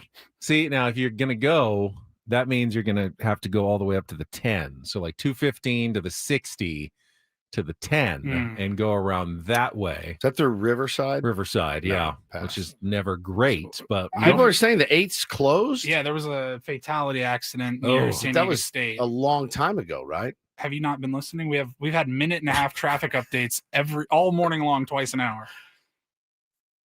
In fact, we got to get to one right now if you'd like to hear. Okay, let's see what Kelly has to say about the 8 here. Here we go. From the 855 Get Ross Traffic Center, protecting San Diego after accidents or injury, here's Kelly Danick. Traffic is brought to you by Toyota Poway, voted San Diego's #1 Toyota dealer by USA Today. Guys, I wish I had better news, but unfortunately, you're still going to find eastbound lanes of the 8 closed from Fairmont to College. That investigation continues for that fatal collision that happened around 10:20 last night. 2 people lost their lives in that accident, so traffic is still being diverted to south and northbound 15. Westbound 8 before Severn, there is a collision involving a couple vehicles. Everything is over to the right shoulder. Also, reports of a crash on eastbound King Freeway just past Lemon Grove. Overturn situation there appears to be mostly over to the right shoulder. And now South 5 Coastline, just past Poinsettia. There is a collision blocking the fast lane. Toyota Poway has been voted San Diego's #1 Toyota dealer by USA Today, with APRs as low as 0% and tons of new Toyotas on the ground. No tricks, only treats during the Trucktober sales event happening now only at Toyota Poway or online at toyotaofpoway.com in the heart of San Diego. I'm Kelly Danick with Ben & Wood, San Diego's #1 sports station, 97.3 The Fan. All right, so yeah, you're going 52 east and then 67 through Lakeside and then getting on the 8 beyond the closure. I feel bad because obviously it's a fatality. People lost their lives and we're worried about where the traffic is. We had the worst story. I was anchoring the early news yesterday. Did you see the kids walking to middle school? No. The 2 brothers and a sister got hit by a car. One of them died. It was just heartbreaking and awful. Just walking to school one morning, and it sounds like it wasn't even the driver's fault. wasn't speeding. Wasn't on his phone or anything. Just the sun was completely in their eyes, and it wasn't an intersection. And the kids crossed, and they didn't see him. He didn't see them, and just lives ruined for just no good reason whatsoever. Just a horrible, horrible story. Thanks for bringing that. It's kind of hard to transition to anything fun or funny. You guys want to spin the topic wheel now? Yeah, I know. For like 20 minutes. NBA preview? No, God, it's even worse. Sorry. You were talking about it during the break. He said, "Who's going to win the NBA Finals?" I was just joking. I was just making conversation. Were you just making conversation? You trying feel to the get out of need at here. this point to just make Yeah. idle conversation? Yeah, I was trying to After get out of 7 here. years. And you just need to make some idle conversation during our break. I did. You didn't really care who I thought was going to win the NBA title. You were trying to make me happy, weren't you? I was. Without actually bringing it up on the air. Yeah, exactly. Wanted you to get it out of your system now. I think Oklahoma City's got a great chance to repeat. Tough to win twice in a row. The Dodgers are about to find out. Are they? Or not. What do you legit think that series will be? Starting pitching, Dodgers. Offense, Dodgers. If the Blue Jays win one, I'd be surprised. I think the Dodgers even have a better bullpen. Honestly, They do. If they win two, if the Blue Jays win two, I'll be shocked. If they win one, I'd be surprised. Yeah, same. I think the sweep is. Yeah, I mean, 5 games is the safe pick because it's baseball and They go up 3-0 and tank. anything one. can happen. But the Dodgers are the better team in every game with every starting pitching matchup that you can have. How do you solve Snell? Savage has been good, and there may be a couple of close games and a couple of blowouts, but kind of like the Dodgers in all of them. There's a severe lack of lefties for the Toronto Blue Jays. They've got the one kid, it escapes me. Cade Shohei to help get them their best record or whatever in the East. What is his name? But they were also talking about Fluharty. Yeah, Fluharty. Yeah, they were talking about Gossman and Savage both have reverse splits, so it's because of their split finger fastball. Nobody can hit those things. I mean, if they're on, both of those guys, those splitties are like impossible. I saw a hitting coach yesterday tweeting out, like a really good high-level hitting coach was like, hey, any suggestions on how to train my hitters to hit the splitter, which seems to be making a really big comeback at the big league level. And the comments, people were like, maybe ask some guys from the NPB because they see every sort. Remember what Adam Jones told us? Sit on the fork ball because that's what he goes. They throw every variation of it over there. He goes, it's like the hardest pitch to train for because there's no spin and it comes out. You're like, oh, I'm on plane, and then it just goes boop and drops off the table. Felt like the pitch that gave the Padres a lot of trouble this year. Pound another one into the dirt. Boom, boom. It is just such a. If you've ever seen one in person, it scares you. It scares the bejesus out of you. They always talk about it's like feels like a heavy ball. Yeah, you try to hit it, and it feels like you're hitting right a medicine ball that you're taking a swing at. There's a kid we faced that threw a nasty one to me 3-2, and I've never looked worse in my entire life. And it's just it's an impossible pitch to hit when done correctly. And Gossman and Savage have really good ones, so that'll help neutralize some of the lefty bats. But those guys are starters, So when they're not in there, this Fluharty kid, they're sitting this kid down right now, being like, "Hey, bud. Your mission, okay? It's Ohtani, it's Freeman, it's Muncy. This is what you're here to do. We're going to match you up any chance we get with those guys in every situation in any inning. So be ready to go." But yeah, man, I think it's I think the Blue Jays have some star power. They got George Springer is the interesting one for me. He has the ability to turn a playoff game on its ear, and he's done it 9 times in his career, putting his team ahead with a home run 20 times total. He is the guy that if you're the Dodgers, you're like, I'm a little scared of that guy, and I'm scared of Vlad. Will they get in that even position, though? Right. George Springer credited, hey, if it weren't for the 2 guys in front of me getting on base against Wu, I wouldn't have been in the position to do so. That's right. Will the Blue Jays even be in position in these games to give Springer or Vlad Jr., I mean, been very good this postseason, a chance to make a difference because a couple of solo home runs ain't going to do it against the Dodgers. No. You're going to have to find a way to score runs. And you saw how they were able to just choke out the Milwaukee Brewers. Now, I think the Blue Jays they have a better team offensively than the Milwaukee Brewers, but they choked them out. They hit 110 or something. So I don't know, man. It's going to be interesting. They don't have a ton of experience as far as position players go that have been to the World Series. It's just George Springer. They got a couple pitchers that have, but man, it's going to be nasty. If you're the Dodgers, you don't change anything, right? Nothing. It's Snell, Yamamoto, Glasnow, Ohtani, just like the other series. And then if you need to go back to Snell, Glasnow, and everybody in Game 7, but it's just hard for me to see. It's hard to see a Game 7 that far. Yeah, and it starts on Friday, right? Starts Friday, Saturday in Toronto, Monday, Tuesday, Wednesday in Los Angeles, Wednesday if necessary, and then if they need it, they go back to Toronto Friday and Saturday of next week. Every single game is 5:00 on the West Coast with a 4:00 pregame show. Is Arizona ahead now? Are they an hour ahead now? Not yet. Okay, You are safe. not yet. The time has not changed yet. I think that's that's the things I'm obviously looking forward to playing and being around the guys, but being able to play and then go watch the World Series at night is going to be a blast. All the guys together. It's going to be fun. One of my buddies, Graham, is a huge Blue Jays fan. So he's actually going to miss first game. No, He's he gonna won't. Go to Friday he night. won't. No, we're good Friday night. Good. So he's That's cool. that's what we're doing Friday night. We'll all go out together. You could probably be encouraged to cheer for the Blue Jays as well. Yeah, I think I could be swayed to be a hoser. I for saw the, some of those league. like maps. Who's cheering for the Blue Jays? And it's like the entire North American continent outside of Los Outside of LA. Angeles.